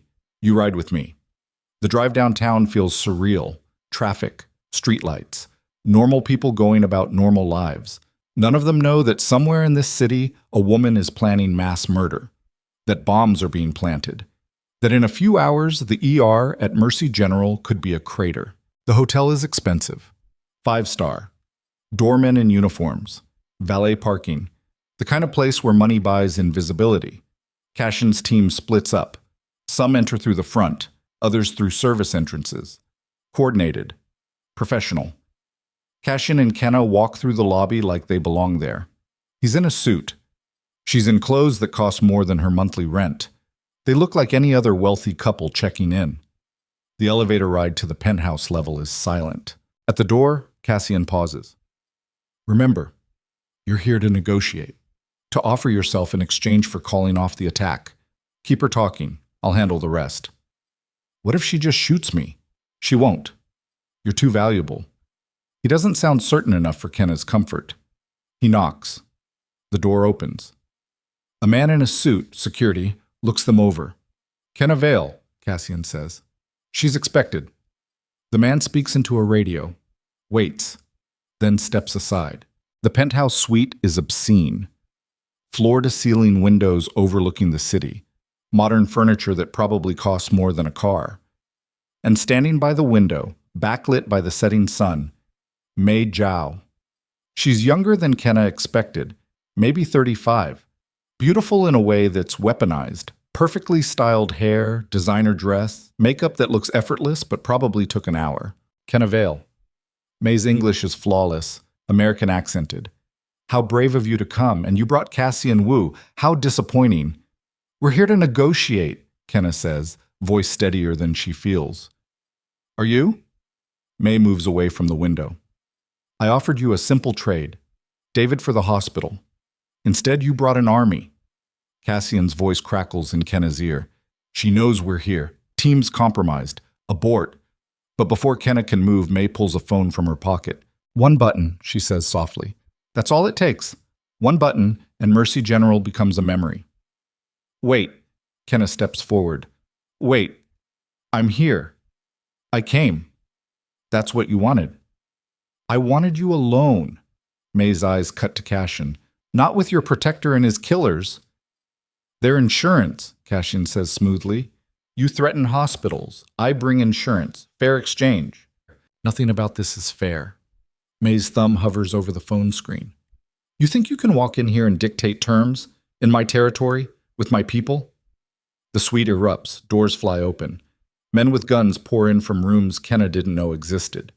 Cassian's team responds. Gunfire. Shouting. Chaos exploding in the enclosed space. Cassian shoves Kenna to the floor. Stay down! She presses herself against the carpet, hands over her head, ears ringing from the gunfire. It's over in seconds. When the shooting stops, Cassian's men have secured the room. May's security is disarmed, on their knees, hands behind heads. But May still has the phone. Clever, she says, blood trickling from a cut on her forehead. But not clever enough. She presses the button. Kenna's heart stops. May smiles. Don't worry, that wasn't the detonator. That was a confirmation signal, telling my people you're here, telling them to proceed with contingency plans. What contingency plans? Cassian's voice is ice. The ones where we don't bomb the hospital. May's smile widens. We bomb this hotel instead, with all of us in it. Martyr me. Blame you. Turn every ally you have against you in one move. You're bluffing. Am I? May tilts her head. You have about 3 minutes to evacuate, maybe less. I lose track of time when I'm having fun. Cassian's already on his radio, barking orders. Full evac, everyone out, now. His team starts moving, grabbing May's people, heading for exits. Come on! Cassian grabs Kenna's arm, hauling her to her feet. They run. Down hallways, to the stairwell. Flights of stairs blurring together. Behind them, an explosion rocks the building. The shockwave throws Kenna forward. She hits the landing hard, ears ringing, lungs burning. Cassian pulls her up. Move! They keep running. Another explosion. Closer. The entire structure shudders. They burst out into an alley. Cassian's SUVs are already pulling up. His men are climbing in, wounded being dragged into vehicles. Go! Cassian shoves Kenna into the nearest SUV. She collapses into the seat. The vehicle peels out. Behind them, the hotel starts to collapse. Floor by floor, a controlled demolition disguised as an attack. Kenna watches through the rear window as the building comes down in a cloud of dust and debris. May, she manages. Did she? Dead. Cassian's voice is flat. Her whole team, gone. The SUV drives in silence, back to the tower, back to the penthouse prison. Kenna can't stop shaking. When they finally arrive, she stumbles out of the vehicle and makes it 3 steps before her legs give out. Cassian catches her. You're in shock, Dr. Chen. I'm fine. She's not. Nothing about this is fine. You did good, Cassian says quietly. You kept her talking. Gave my team time to get most of our people out. Most? 2 men didn't make it, but it could have been everyone.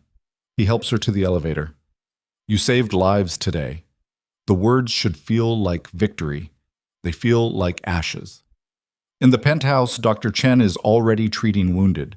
Kenna moves on autopilot, helping where she can, checking vitals, cleaning wounds, losing herself in the familiar rhythm of emergency medicine. Hours blur together. When the last patient is stabilized, Kenna finds herself standing in the penthouse kitchen again, staring at nothing. Her phone buzzes. Unknown number. You should have made the trade. Now the real war begins. A photo loads. Not Mercy General this time. Something worse. The medical suite. Basement level 2. Current timestamp. Dr. Chen lying on the floor in a pool of blood. Tony slumped in his bed, throat cut. Marcus, who wasn't supposed to be there, face down near the door. All of them dead. All of them murdered while she was playing hero in a hotel. The phone slips from Kenna's fingers. Cassian appears behind her, sees the screen. His expression goes absolutely still. No. The word tears out of Kenna's throat. No, no, no. She runs. To the elevator. Down to basement 2. The medical suite doors are open. Inside, exactly what the photo showed. Dr. Chen. Dead. Tony. Dead. Marcus. She drops to her knees beside him. Checks for a pulse. Nothing. No. She starts compressions anyway. Desperate. Futile. No. Come on. Come on. Cassian's hands close over hers. He's gone. I can save him. I can. Kenna. He's gone. They all are. She collapses. Hands covered in Marcus's blood. The man who taught her to fight, who called her competent, who spoke up for her in front of the council. Dead. Because she left. Because she went to the hotel. Because she thought she could save everyone and ended up saving no one. This is my fault. The words come out broken. I should have stayed. Should have. This is the Zhao family's fault. Cassian's voice is rigid with controlled fury. They did this, not you. They did it because they're animals. He pulls her to her feet. And now we're going to end them.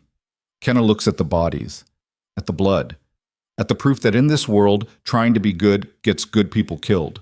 Something inside her, the thing that believed in saving lives, in finding peaceful solutions, in the fundamental goodness of trying, cracks, then shatters. How? Her voice doesn't sound like hers anymore. Cold. Empty. How do we end them? Cassian studies her face, sees the change, recognizes it. We stop playing defense. We stop trying to protect. We stop trying to be better than them. His eyes are dark mirrors. We burn their world to the ground and salt the earth behind us. Kenna looks at Marcus's body one more time, then she turns to Cassian. Show me how. The smile that crosses his face is savage and sharp and absolutely without mercy. Now you're ready, he says.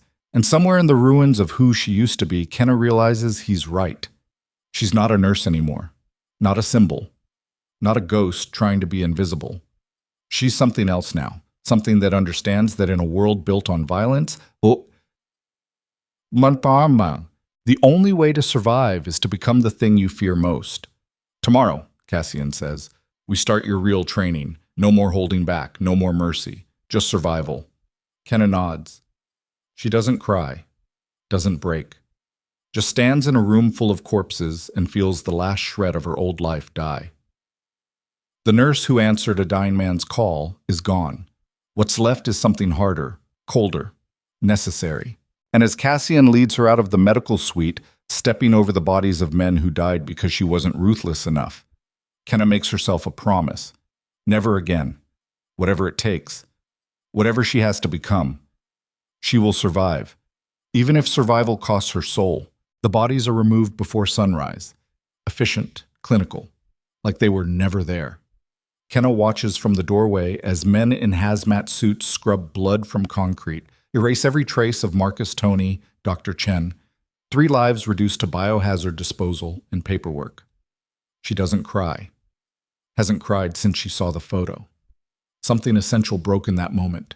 The thing that made her soft, made her hesitate, made her believe compassion was strength instead of fatal weakness. Cassian stands beside her, silent. He hasn't left her alone since the medical suite, hasn't tried to comfort her either. He knows better. They'll be honored, he says quietly. Ceremony tomorrow, full tribute. They're dead because I left them unprotected. They're dead because the Zhao family is a cancer. His voice is steel wrapped in ice. And cancer doesn't respond to mercy, only excision. The cleanup crew finishes. The medical suite looks pristine, sterile, empty. Like nothing happened. Like good men didn't bleed out on that floor while she was playing tactical games she had no business playing. Show me, Kenna says. Cassian turns to look at her. Show you what? How to kill them. The words come out flat, emotionless. You said real training starts tomorrow. I want it to start now. He studies her face. Whatever he sees there makes him nod. This way.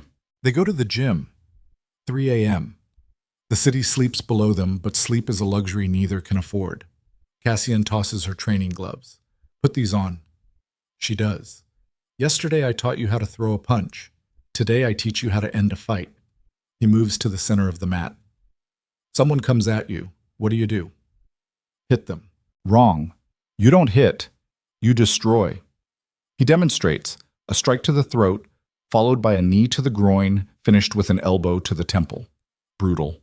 Efficient. You don't stop until they can't get up. Ever. Kenna mirrors the movements. Awkward at first. Then smoother. Again, Cassian says.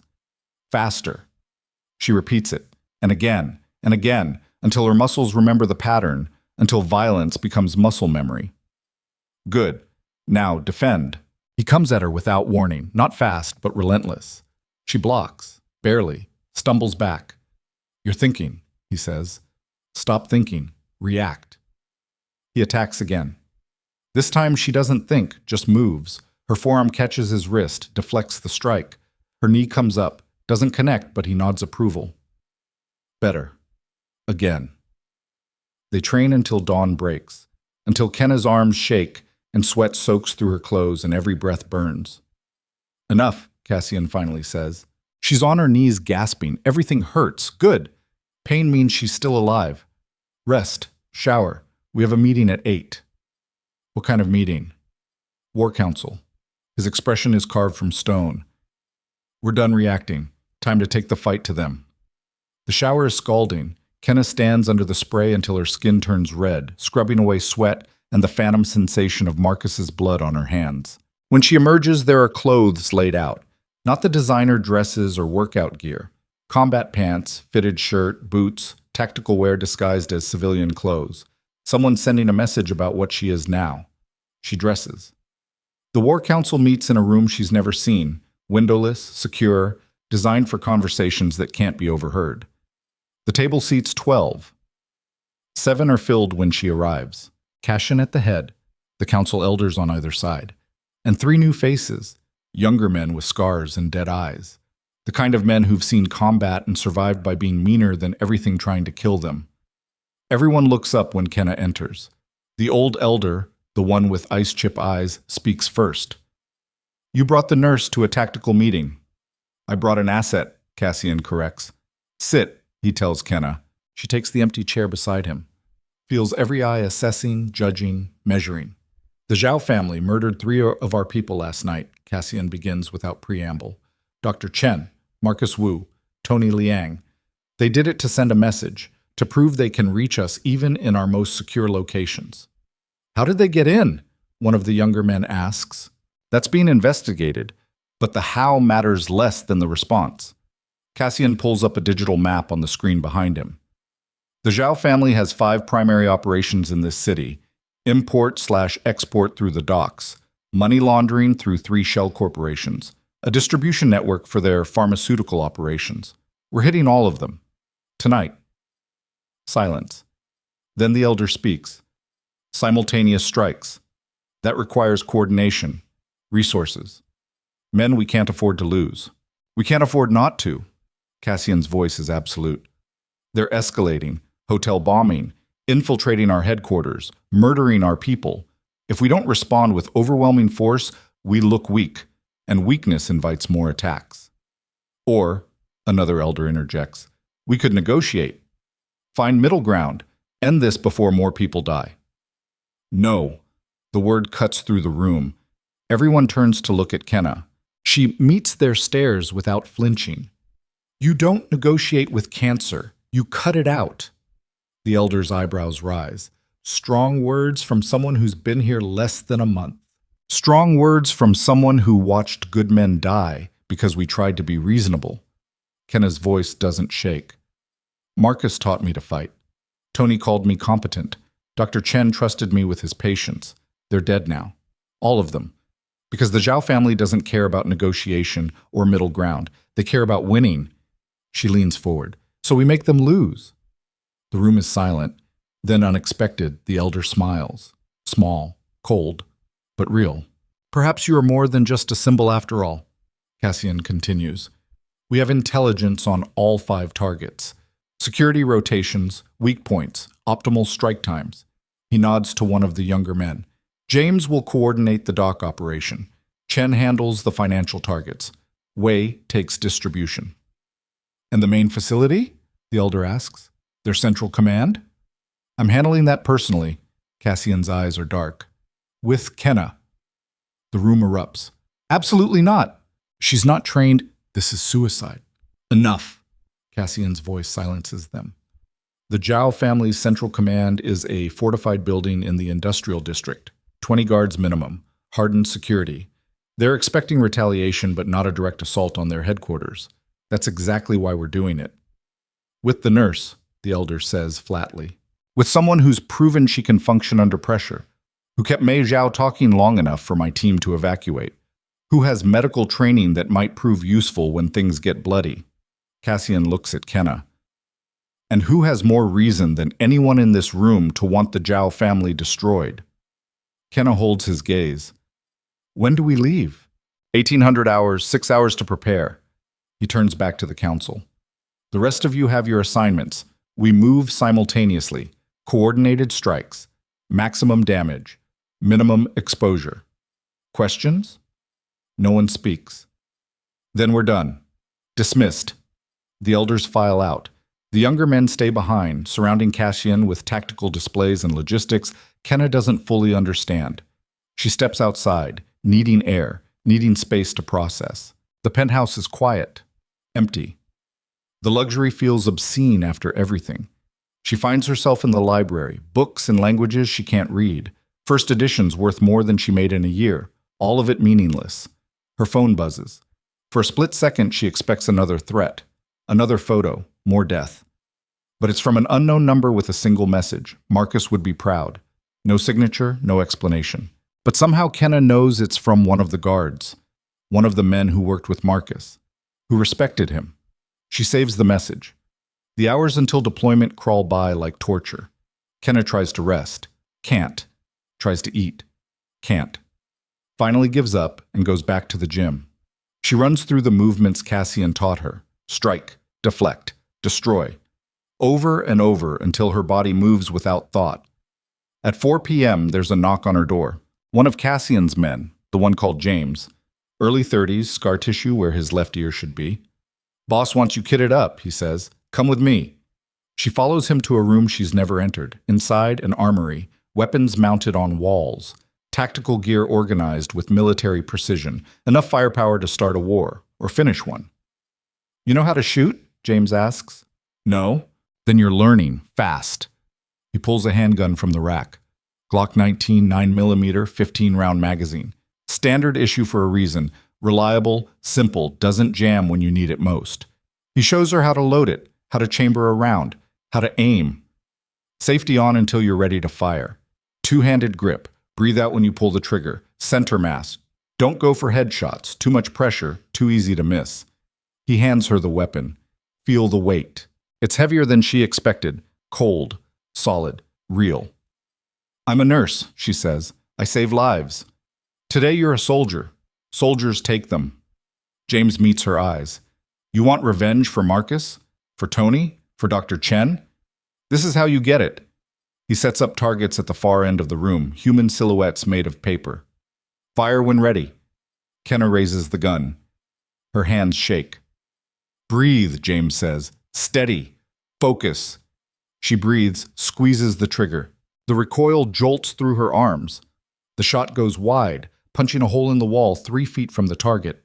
Again, she fires. Closer this time, still not center mass. Again. By the 15th round, she's hitting the target. Not perfectly, but hitting. James reloads the magazine. You're not going to be a marksman in 6 hours. But you can learn to not shoot yourself for friendlies. That's enough. They train for 2 more hours. Loading, firing, reloading, until her ears ring and her hands smell like gunpowder. At 1700 hours, Cassian appears. He's dressed for war, tactical vest, combat boots. Weapons she can't identify strapped to various points on his body. Ready? He asks. No. Good answer. Come on. They take the elevator down to the garage. The assault team is already assembled, 8 men in full tactical gear. James, Chen, Wei, 5 others whose names she doesn't know. Cassian hands her a vest. Put this on. She does. It's heavy, constricting, but somehow reassuring. He clips a radio to her belt, fits an earpiece. Stay on comms at all times. If I tell you to do something, you do it. No questions, no hesitation. Understood. They load into 3 vehicles. Kenna rides with Cassian and two others. The drive through the city feels surreal. Rush hour traffic, people heading home from work, normal life continuing while they prepare for violence. The industrial district is all warehouses and chain-link fences, abandoned lots and buildings marked for demolition. The kind of place where screaming doesn't bring help. Perfect for a criminal headquarters. Cassian's convoy stops 3 blocks away. They exit the vehicles in silence, moving through shadows with practiced efficiency. The Zhao family compound is a 4-story concrete structure surrounded by razor wire and cameras. Guards patrol the perimeter, more visible on the roof. Cassian signals his team into position. They split up, some heading to the east entrance, others flanking west. Cassian, Kenna, and 3 men approach from the south. Cameras are on a loop, one of the men whispers into his radio. 30-second window. Mark. They move, fast and silent. Over the fence, across open ground, to a service door that one of the men picks in under 10 seconds. Inside smells like oil and old cigarettes. Industrial lighting, concrete floors. They're in some kind of loading area. Cassian signals 2 fingers up, then points left. 2 men peel off. They continue deeper. Hallways that twist. Rooms filled with shipping containers. No guards yet. Too quiet. Kenna's heart hammers. Every shadow looks like a threat. Every sound could be an ambush. Then they hear voices. Mandarin. 2 men talking, laughing about something. Cassian signals. Hold position. The voices get closer. 2 guards round the corner and freeze when they see Cassian's team. Half a second, that's all the time they have. Cassian moves. 2 shots. Suppressed, barely louder than a cough. Both guards drop. Move, he hisses. They step over the bodies, keep going. Kenna's hands are shaking. She just watched 2 men die, just like that. No warning, no chance, this is real. They reach a stairwell, start climbing. 2nd floor, offices. Empty. 3rd floor, more of the same. 4th floor. The door explodes inward. Gunfire erupts from the other side. Cassian shoves Kenna against the wall. Stay down! His team returns fire. Controlled bursts. Professional. The shooting stops. Clear, someone calls. They move through the 4th floor, bodies everywhere. Zhao, family soldiers who didn't react fast enough. At the end of the hall, a reinforced door. The kind designed to withstand assault. Breaching, one of Cassian's men says, placing charges. The explosion is deafening in the enclosed space. The door blows inward. They pour through. Inside a command center, computer monitors, communication equipment, maps on the walls showing territory, routes, operations, and standing in the center of it all, Raymond Zhao. He's flanked by 6 guards, all armed, but he's smiling. Cassian Wu, he says in perfect English. Right on schedule. Cassian's gun doesn't waver. It's over, Raymond. Your operations are being destroyed as we speak. Docks, financials, distribution, all of it. This is just cleanup. Is it? Raymond's smile widens. Or did you just walk into exactly the trap I set? The windows explode inward. Ropes descend. More Zhao soldiers rappelling down from the roof. It's an ambush. The room erupts in chaos. Gunfire from every direction. Cassian's team returning fire. Bodies dropping. Blood spraying. Cassian grabs Kenna, drags her behind a desk. Stay here! Like help. Stay. Here. He's already moving, firing with mechanical precision. Kenna crouches behind the desk, hands over her ears, the world reduced to sound. Gunshots, screaming, the wet thud of bodies hitting the floor. Something crashes beside her. One of Cassian's men, bleeding from the shoulder. Training kicks in. She rips open his vest, finds the wound. Through and through. Not arterial, but bad. I need pressure, she tells him. Hold this. She uses his own shirt as a compress, ties it tight. He groans but stays conscious. More gunfire. Closer. Kenna looks up. Raymond Zhao is standing 10 feet away, gun aimed directly at her. The famous nurse, he says. The woman who started all this. Time slows. She sees his finger tighten on the trigger, sees Cassian turn, too far away to help, sees the barrel of the gun pointing at her chest. She doesn't think, just moves. Her hand finds the Glock on her belt, draws, raises, fires. The first shot goes wide. The second catches Raymond in the shoulder. He stumbles, drops his weapon. Kenna stands, gun still aimed, hand shaking so badly she can barely hold it. Down, someone screams. She drops. Bullets tear through the space where she was standing. When she looks up, Raymond is gone. Disappeared through a side door. Cassian appears beside her, hauling her to her feet. You hit? No. Good. Stay with me. They move through the command center. The firefight is dying down. Most of Raymond's soldiers are dead or surrendered. Cassian's team secures the room. Raymond? Cassian barks. Ran, James says, bleeding from a cut above his eye. East stairwell. Way, secure this location. Everyone else, with me. They chase Raymond down 4 flights of stairs, out into the warehouse floor. He's waiting, not alone. 20 more soldiers, armed, ready. You should have negotiated, Raymond calls out. Should have made the trade when you had the chance. No deal with murderers, Cassian says. Then you'll die with your principles intact. Raymond signals his men. Kill them all. The warehouse erupts. It's not a firefight. It's a war. Kenna stays low, moving from cover to cover. Fires when she has clear shots. Misses more than she hits, but the suppression helps. One of Cassian's men goes down. Then another. They're outnumbered, outgunned, losing. Cassian's voice in her ear. Fall back. East exit. Go. They run. Bullets chase them. Concrete chips where rounds hit walls. They make it outside, into the night, back toward the vehicles. But Raymond's soldiers are following, cutting off escape routes. This way, Cassian says, leading them deeper into the industrial district. They end up in an abandoned factory, machinery rusting, windows broken, the kind of place that's been dead for years. Perfect for a last stand. Cassian's remaining team, 5 men including James, takes positions, windows, doors, choke points. They're coming, James says. Kenna checks her ammunition. 4 rounds left. 4 bullets between her and whatever comes next. Cassian appears beside her, blood on his face from a cut she didn't see happen. You did good. We're about to die. Maybe. He reloads his weapon with practiced ease. But we made them bleed first. The first Zhao soldiers appear in the doorway.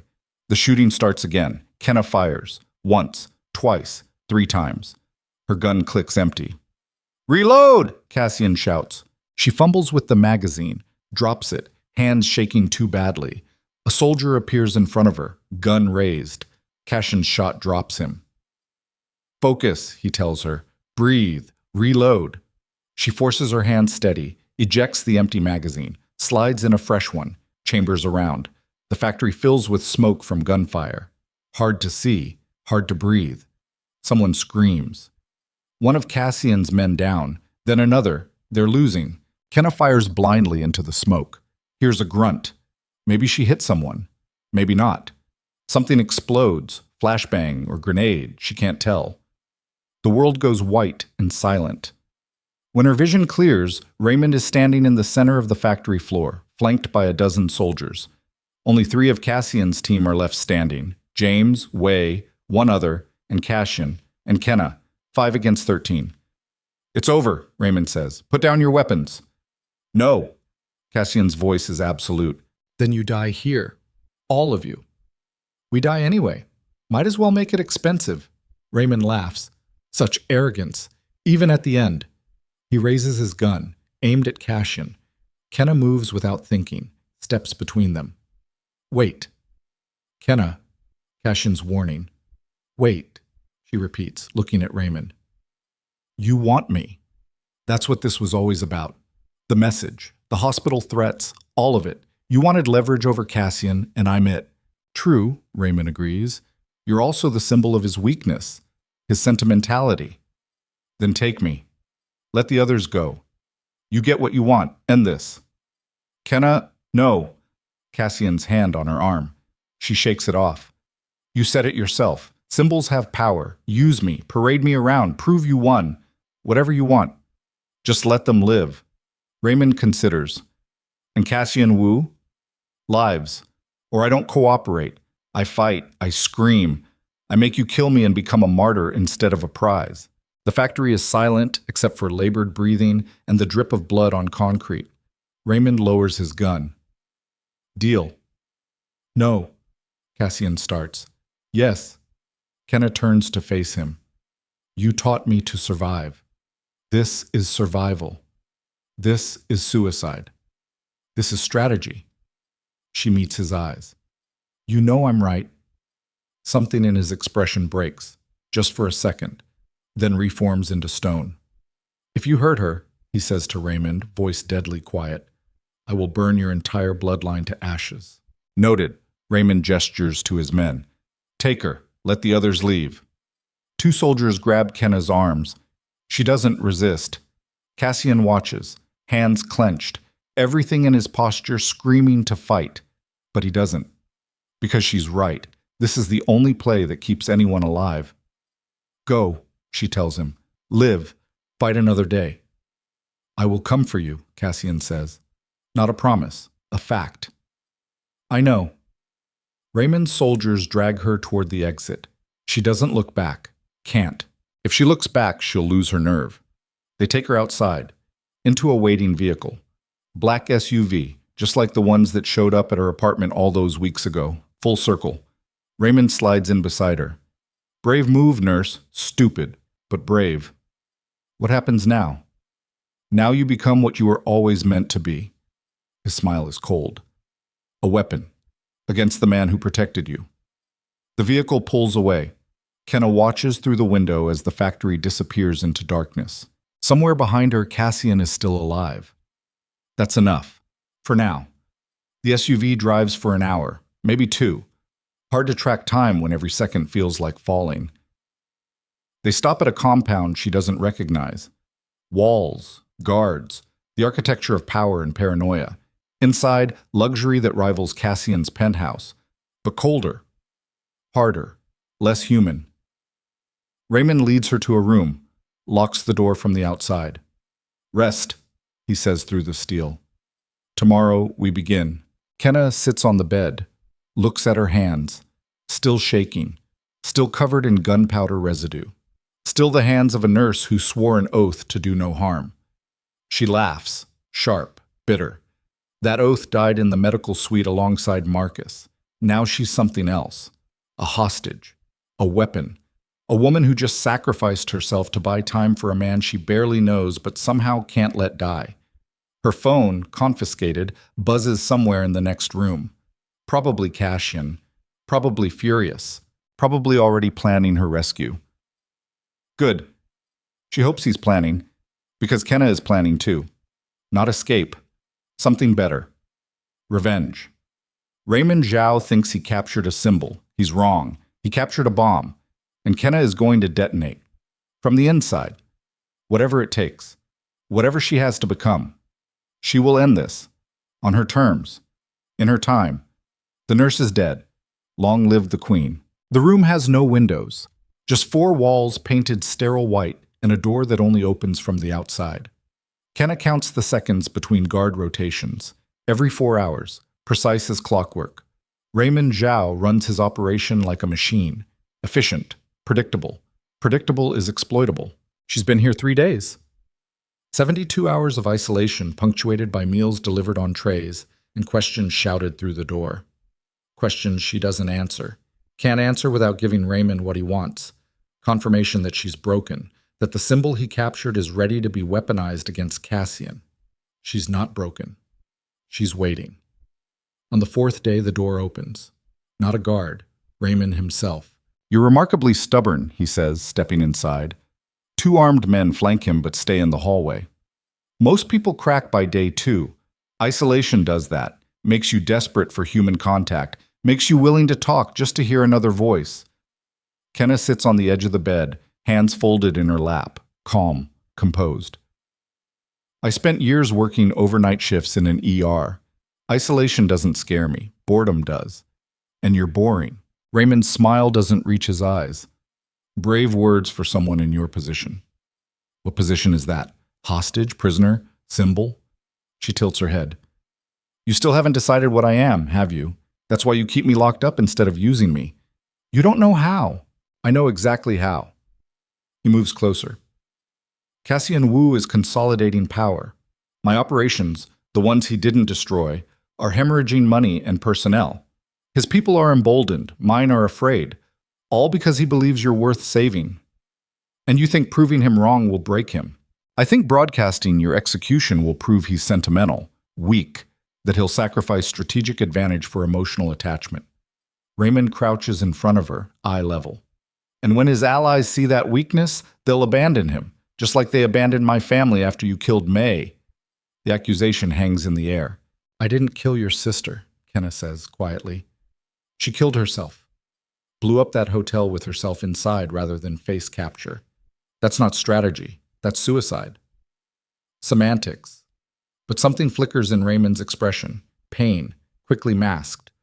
She died because of you, because you delivered that message, because you became important to Cassian Wu. No. She died because you're fighting a war neither side can win. Because violence is the only language your family speaks. Kenna leans forward. And it's going to destroy you, just like it destroyed her. Raymond stands abruptly. You think you understand this world because you spent a few weeks playing soldier? You're a nurse, a civilian. You don't know what it takes to survive. I know you're terrified. The words come out soft, certain. I see it in your eyes. You've lost operations, soldiers, your sister. Cassian's winning, and you know it. That's why you took me. Not because I'm valuable, because I'm the only leverage you have left. His hand moves so fast she doesn't see it coming. The slap snaps her head to the side, splits her lip. Blood fills her mouth. She spits it onto the floor, looks up at him. Feel better? Raymond's breathing is harsh, controlled fury radiating off him. Tomorrow, public broadcast. You're going to tell the world that Cassian Wu is a monster, that he used you, manipulated you, led good men to their deaths for his own ambition. Or what? Or I start killing people at Mercy General, 1 per hour until you cooperate. He pulls out his phone, shows her a photo. The ER, current timestamp.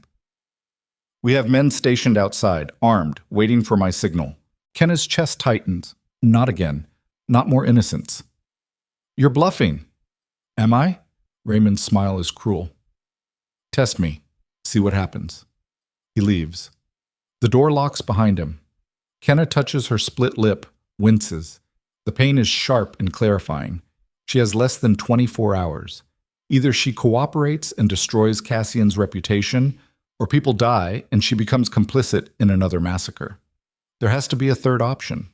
There's always a third option. She just has to find it. Night falls. The compound goes quiet except for guard rotations and the distant sound of traffic. Kenna paces her cell, thinking, calculating. The door is steel, reinforced. No picking the lock. The walls are concrete, solid, no weaknesses. But the guards are human, and humans make mistakes. At midnight, she starts screaming, incoherent at first, then words. Help! Someone help! I can't breathe! Footsteps in the hallway. The door opens. A guard enters, hand on his weapon. Quiet. Kenna collapses. Not faking. Actual hyperventilation brought on by controlled panic.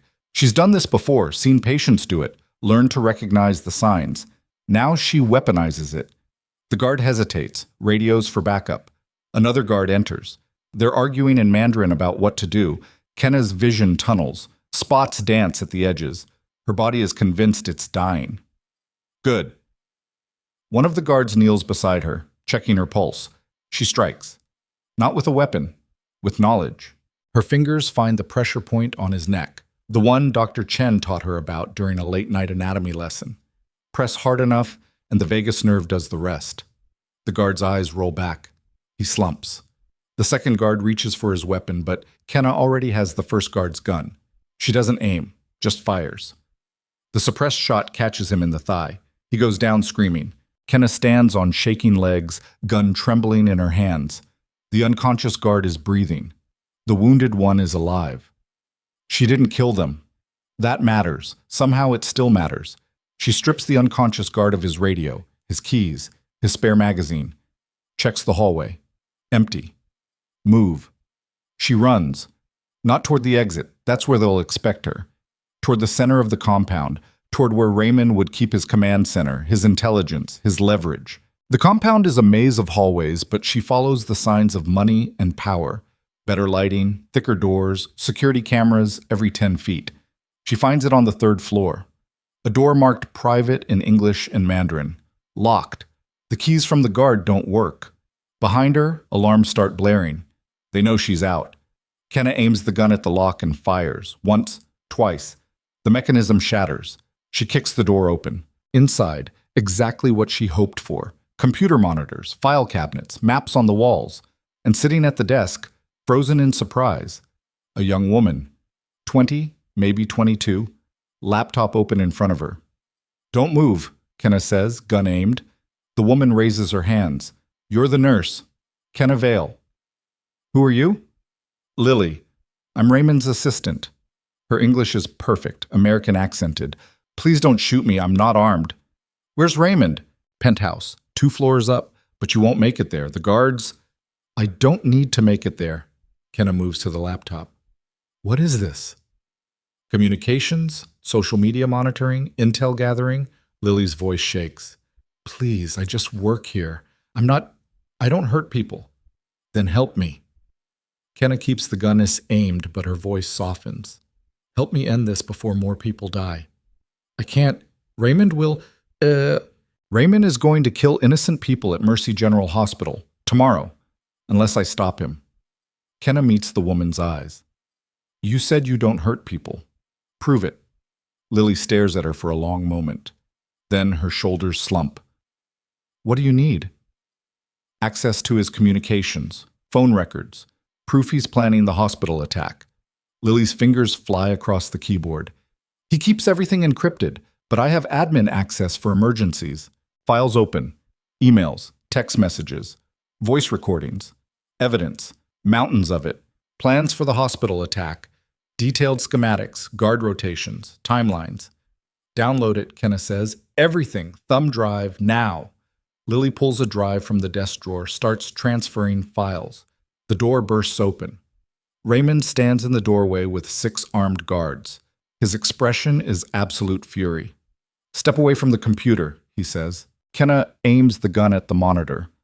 "One shot destroys the hard drive, all your data, all your plans, everything. You won't. Test me." They stare at each other across the room. Standoff. "The hospital attack is off," Raymond finally says. "You have my word." "Your word means nothing." "Then what do you want?" "I want to walk out of here, with the evidence. I want safe passage to Cassian's territory, and I want you to leave Mercy General alone, forever." Raymond laughs. Short, bitter. "You're asking me to give up my leverage and guarantee my enemy's victory. Why would I possibly agree to that?" "Because if you don't, I broadcast everything on this computer to every law enforcement agency in the city. Your operations get shut down, your people get arrested, your family name gets destroyed." "You're bluffing." Kenna ejects the thumb drive. Lily had finished the transfer. "Lily," Kenna says, without taking her eyes off Raymond, "send an email to the FBI. Subject line, Zhao Family Criminal Operations. Attach everything." "Don't you dare," Raymond starts. "Do it," Kenna tells Lily. Lily's hands hover over the keyboard, trembling. "She won't," Raymond says. "She's loyal." "She's terrified," Kenna corrects. "And she's smart enough to know that loyalty to a sinking ship is just another form of drowning." Lily types, slowly at first, then faster. "Stop," Raymond orders. She doesn't. "I said stop," the email sends. Raymond's face goes white. "You just killed us all." "No, I just gave you a choice." Kenna backs toward the window. "Turn yourself in, cooperate with the authorities, maybe get a reduced sentence, or run, disappear, start over somewhere your name doesn't mean death. You think it's that simple?" "Nothing about this is simple, but it's over." She tucks the thumb drive into her pocket. "The war is done. You lost." Raymond's hand moves to his weapon. Kenna fires first. Not at him, at the window. Glass explodes outward. Night air rushes in. She jumps. 3 stories is survivable if you know how to fall. Cassian taught her that during one of their training sessions. Tuck, roll, distribute the impact. She hits the ground hard. Something in her ankle twists. Pain explodes up her leg, but she's outside. Alarms blaring, shouts behind her, guards pouring out of the building. She runs, limping, stumbling, but running. The compound wall is ahead, 15 feet of concrete and razor wire. Impossible to climb. Except someone's already there. A rope dangles from the top, and descending it, Cassian. He hits the ground, sees her, and his expression does something between relief and fury. You jumped out a window, he says. You came back for me. Of course I did. Did you think I'd leave you here? Gunfire erupts from the compound. Bullets tear into the ground near their feet. Explanations later. Cassian grabs her arm. Run. Now. They sprint toward the wall. More of Cassian's men appear. James, Way, others, providing covering fire. Cassian practically throws Kenna over his shoulder and climbs the rope one-handed. Impossible strength born from desperation. They tumble over the wall, into waiting vehicles. The convoy peels out as the Zhao compound explodes into chaos behind them. Kenna collapses in the back seat, gasping. Her ankle is screaming. Her lip is still bleeding. Everything hurts, but she's alive, and she has the evidence. Here. She shoves the thumb drive at Cassian. Everything, communications, plans, financial records, enough to bury the Zhao family permanently. Cassian takes it, stares at it like it might explode. How did you... I improvised. Despite everything, he laughs. You jumped out a third-story window and call that improvising. I learned from the best. Their eyes meet. Something passes between them. Acknowledgement, respect. The recognition of two people who've survived the unsurvivable together. The convoy drives through the night. Back to the tower. Back to safety. Dr. Chen... No, not Dr. Chen. He's dead. A replacement Dr. Kenna doesn't know examines her ankle, declares it sprained, not broken, wraps it professionally. The council convenes at dawn. Emergency meeting. Kenna sits beside Cassian, thumb drive on the table between them. The old elder speaks first. Raymond Zhao is in federal custody. Surrendered 2 hours ago. His entire organization is collapsing. The hospital? Kenna asks. Safe. We had teams stationed there all night. No attacks. The elder's gaze shifts to her. You ended a war. I ended one battle. The war ended when Cassian destroyed their operations. Semantics. But the elder almost smiles. You've proven yourself, more than proven yourself. The question now is, what comes next? Everyone looks at her. Kenna takes a breath. I want to go back to nursing. Real nursing. Not stitching up soldiers in basement operating rooms. But I want to do it differently. How differently? Cassian asks. A clinic. Free medical care for people who can't afford it. Territory neutral. Protected by your organization, but independent from it. She looks around the table. You run an empire built on violence. Fine. I can't change that. But I can build something good inside it. Something that saves lives instead of taking them. The council exchanges glances. That's a significant resource commitment, one member says. Consider it an investment, Kenna counters. Every person we treat is someone who might have died in an alley or turned to crime out of desperation. It's preventative. Strategic. It's also a statement, the elder adds. Proof that this organization is more than just violence. That we protect our territory in multiple ways. Cassian hasn't spoken, just watches Kenna with that unblinking focus she's come to recognize. Finally, done. You'll have funding, security, whatever you need, but on one condition. What condition? You stay. Here. In this building. Under protection. The Zhao family is dismantled, but there will be others. People who see you as a symbol worth taking. I need to know you're safe. It should feel like a cage, should feel like another form of captivity. But Kenna looks at the faces around the table, men who've seen her fight, seen her bleed, seen her refuse to break, and realizes something fundamental has shifted. She's not a prisoner. She's not a symbol. She's a partner. Okay, she says, I'll stay. The elder nods. Then it's settled. The clinic will be operational within the month. Miss Vale will oversee all medical operations. This meeting is adjourned. They file out, until only Cassian and Kenna remain. You know what you just signed up for, he says quietly. This life, this world. There's no going back to invisible now. I know. She meets his eyes. I don't want to go back. That person died the night Marcus did. This is who I am now. And who is that? Kenna considers. Someone who understands that the world is violent and unfair, that good people die for no reason, that sometimes the only way to protect what matters is to become dangerous yourself. She pauses. But also someone who believes that even in darkness, you can build light, that even surrounded by violence, you can choose to save lives. Cassian's expression softens, almost imperceptibly. My father chose well. Did he?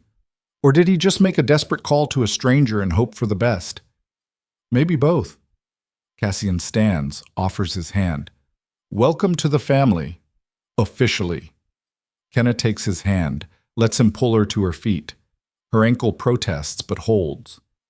What happens now? She asks. Now we rebuild, consolidate power, establish order. He moves toward the window overlooking the city.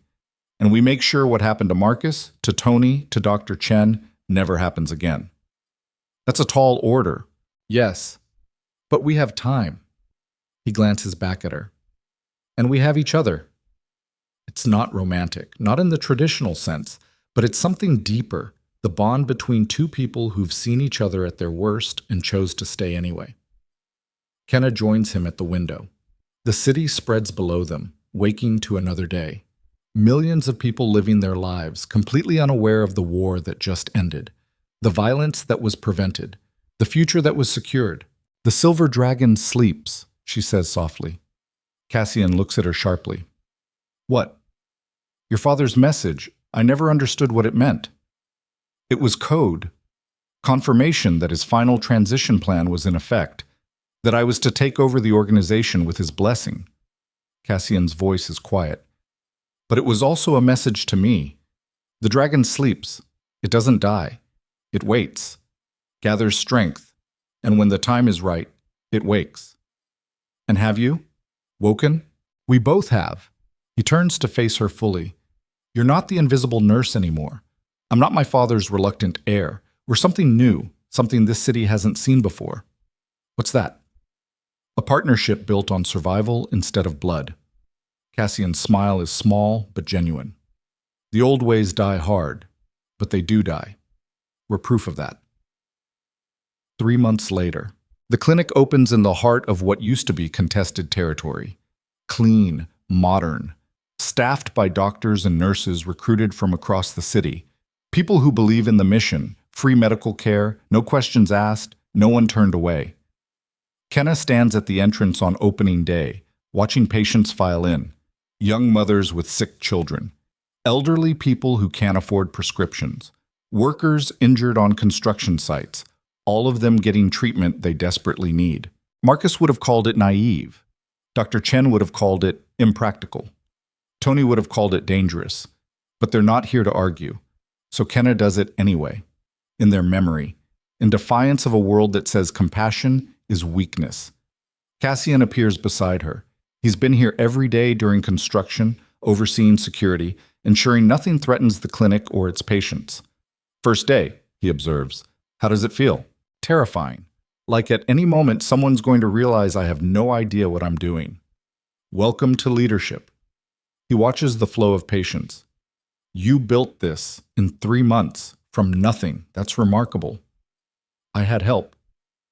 You had resources. But the vision was yours. Cassian's expression is unreadable. My father built an empire on fear. You're building something on hope. I'm not sure which is more dangerous.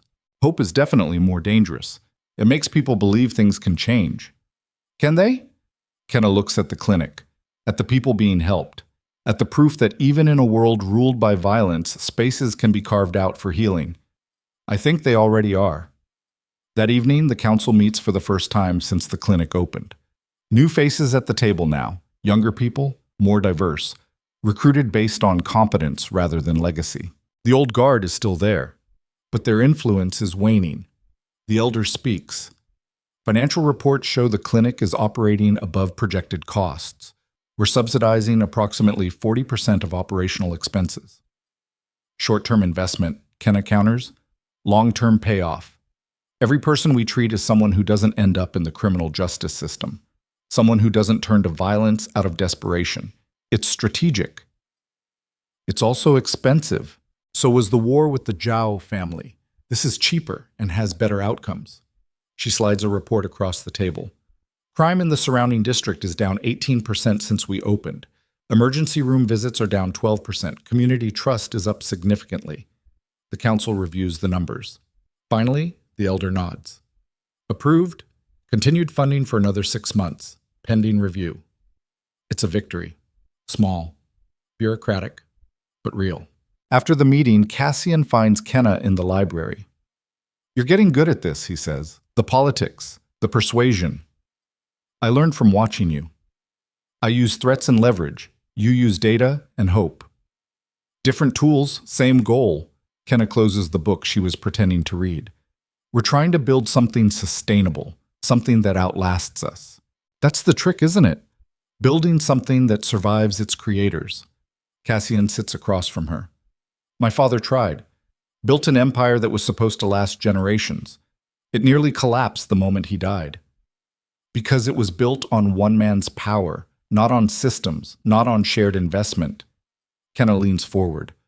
What we're building, the clinic, the new council structure, the focus on community stability, that's different. It's distributed, resilient, optimistic, necessary. She holds his gaze. You said it yourself. The old ways die hard, but they do die. We're making sure something better grows in their place. Cassian is quiet for a long moment. Then, there's something you should know. The council voted, unanimously. Kenna's stomach tightens. About what? About you. Your role in the organization. He pulls an envelope from his jacket. Official documentation. You're not just running the clinic, you're a full council member. Equal vote, equal authority. She stares at the envelope. I don't want power, Saul. You already have it. This just makes it official. Cassian slides the envelope across the table. The question is, what will you do with it? Kenna opens the envelope. Inside, formal documentation. Her name, her title, her authority encoded in legal language. She should refuse, should say this isn't what she signed up for. But she thinks about Marcus, about Tony, about Dr. Chen, about every person who died because power was concentrated in the hands of people who saw human lives as chess pieces. If she wants to change the system, she has to be part of it. I accept, she says, on one condition. What condition? We keep expanding, more clinics, more community programs, more investment in preventing violence instead of just responding to it. She meets his eyes. I'm not interested in maintaining an empire. I'm interested in transforming one. Cassian's smile is slow and genuine. You're more dangerous than any enemy I've ever faced. Good. Then we're evenly matched. 6 months later, Kenna stands on the roof of the tower, watching the sun set over the city. 3 clinics operating now. 2 more in development. Crime rates continuing to drop in territories under their control. The organization transforming from the inside out. It's not perfect. There's still violence, still corruption, still people who see power as something to hoard rather than distribute. But it's better. Measurably, quantifiably better. The door opens. Cassian emerges carrying 2 glasses of wine.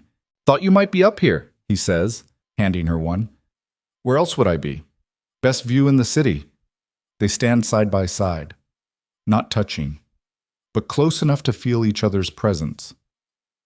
I got word today, Cassian says after a moment. Raymond Zhao, federal prison, 40-year sentence. No possibility of parole. Good. He's requesting to speak with you, claims he has information about your family, about why my father chose you specifically. Kenna's hand tightens on the wine glass. My family. He says there's a connection, something you don't know. Is he lying? Probably, but maybe not. Cassian glances at her. You want to find out? She should want answers, should want to know why a dying crime lord chose a random ER nurse for his final message. But Kenna realizes she doesn't care. No, she says. Whatever the reason was, it doesn't matter now. What matters is what I've done with the opportunity, the choices I've made, the life I've built. That's very zen of you. That's very practical of me. She takes a sip of wine. I spent years being invisible, trying not to be noticed, trying not to matter. Your father's message changed that, made me visible, made me matter. Why he chose me is less important than what I chose to do after. Cassian nods slowly. For what it's worth, I think he'd be proud of what you've built, of who you've become. Would he? From what you've told me, he valued power and fear above everything. He valued survival above everything, Cassian corrects. And he understood that true survival requires adaptation, evolution. He looks at the city. You're the evolution he didn't live to see. But I think he knew it was coming. That's why he trusted you with his final words. They stand in comfortable silence as darkness falls and the city lights up below them. Somewhere down there, people are being treated at the clinics. Children are being vaccinated. Wounds are being healed. Lives are being saved because a dying man whispered 6 words to a stranger. Because that stranger chose to keep her promise. Because in a world built on violence, someone decided to build something else instead. Kenna's phone buzzes. Text from the clinic. Patient surge. They need her. I have to go, she tells Cassian. I know. She starts toward the door, then pauses. Thank you for coming back for me, for believing I was worth saving. You saved yourself, Cassian says. I just provided the rope. Kenna smiles. We make a good team. Yes, we do. She takes the elevator down, changes into scrubs in the locker room she had installed on the medical floor, pulls her hair back, washes her hands. The familiar ritual, the return to who she was, who she still is. A nurse, someone who saves lives. The clinic is organized chaos when she arrives. Patients waiting, staff triaging, the beautiful, necessary chaos of emergency medicine. Kenna steps into it like stepping into water, natural, essential, home. What do we have? She asked the charge nurse. Pediatric asthma attack in 3, laceration needing stitches in 5, possible fracture in 7. I'll take the asthma case, get respiratory on standby. She moves through the clinic with practiced efficiency. Child first. Nebulizer treatment, oxygen monitoring, scared parents who need reassurance as much as their daughter needs medication. The laceration next. Teenager who put his hand through a window, needs cleaning and suturing and a tetanus shot. The fracture. Elderly woman who fell, needs x-rays and probably a cast. Hours blur together. Patients come and go. Kenna treats them all with the same careful attention she gave to patients at Mercy General all those years ago. Except now she's not invisible. Now she's building something that matters. At 2 a.m., the clinic finally quiets. The last patient discharged. The staff cleaning up, preparing for the next shift. Kenna strips off her gloves, washes her hands, and steps outside for air. The city is quieter now, still alive but subdued, the hour between night and morning when anything feels possible. Her phone buzzes. Not a patient emergency. A message from Cassian. Well done today. Get some rest. She types back, you too. Then pockets the phone and looks up at the tower where it all started.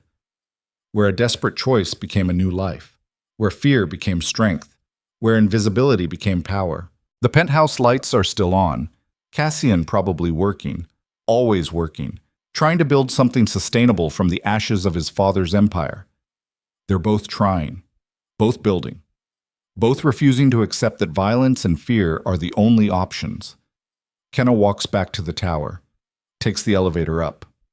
Her ankle, long since healed, doesn't even twinge anymore. In her room, she changes out of scrubs and into comfortable clothes, sits on the edge of the bed that used to feel like a cage and now just feels like home. On the nightstand, a photo, the only one she's kept. Marcus, Tony, and Dr. Chen in the medical suite, taken during one of the rare quiet moments. They're smiling, relaxed, human. She touches the frame gently. I'm still here, she whispers, still fighting, still trying to make it mean something. They don't answer, can't answer. But somewhere, she likes to think they know. That their deaths weren't meaningless. That the clinic exists because of them. That every life saved is a tribute to the ones lost. Kenna lies back, stares at the ceiling, and for the first time in months, feels something close to peace. She's not the invisible nurse anymore. Not the reluctant symbol. Not the woman who answered a dying man's call and tumbled into chaos. She's Kenna Vale, council member, clinic director. Someone who survived the unsurvivable and chose to build instead of destroy.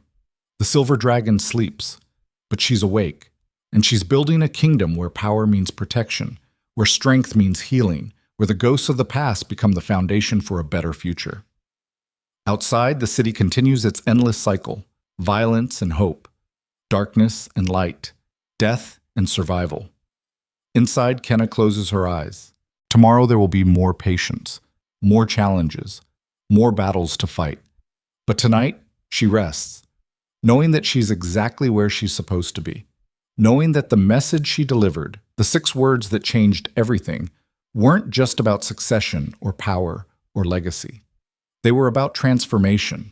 The silver dragon sleeps, and in its place, something new awakens, something fiercer, something kinder, something that refuses to accept that the world has to be the way it's always been. Kenna falls asleep with the city lights painting shadows on her walls and the promise of tomorrow humming in her bones. She was never a ghost. She was always the storm. And now the storm has found its purpose, not destruction, creation, building a world where dying men don't have to whisper desperate messages to strangers, where nurses don't have to choose between compassion and survival, where power serves people instead of consuming them. It's a long fight, a lifetime fight. But Kenna's learned something essential in these months of chaos and violence and transformation. The fights worth having are the ones that never truly end. They just evolve. And so does she. Forever. Always. Until the last breath. Until the final heartbeat. Until the silver dragon wakes again. And finds the world changed. Better. Because someone refused to stay invisible. Because someone chose to answer when a dying man called. Because sometimes, just sometimes, the smallest acts of compassion become the foundation for revolution. The nurse is dead. Long live the queen.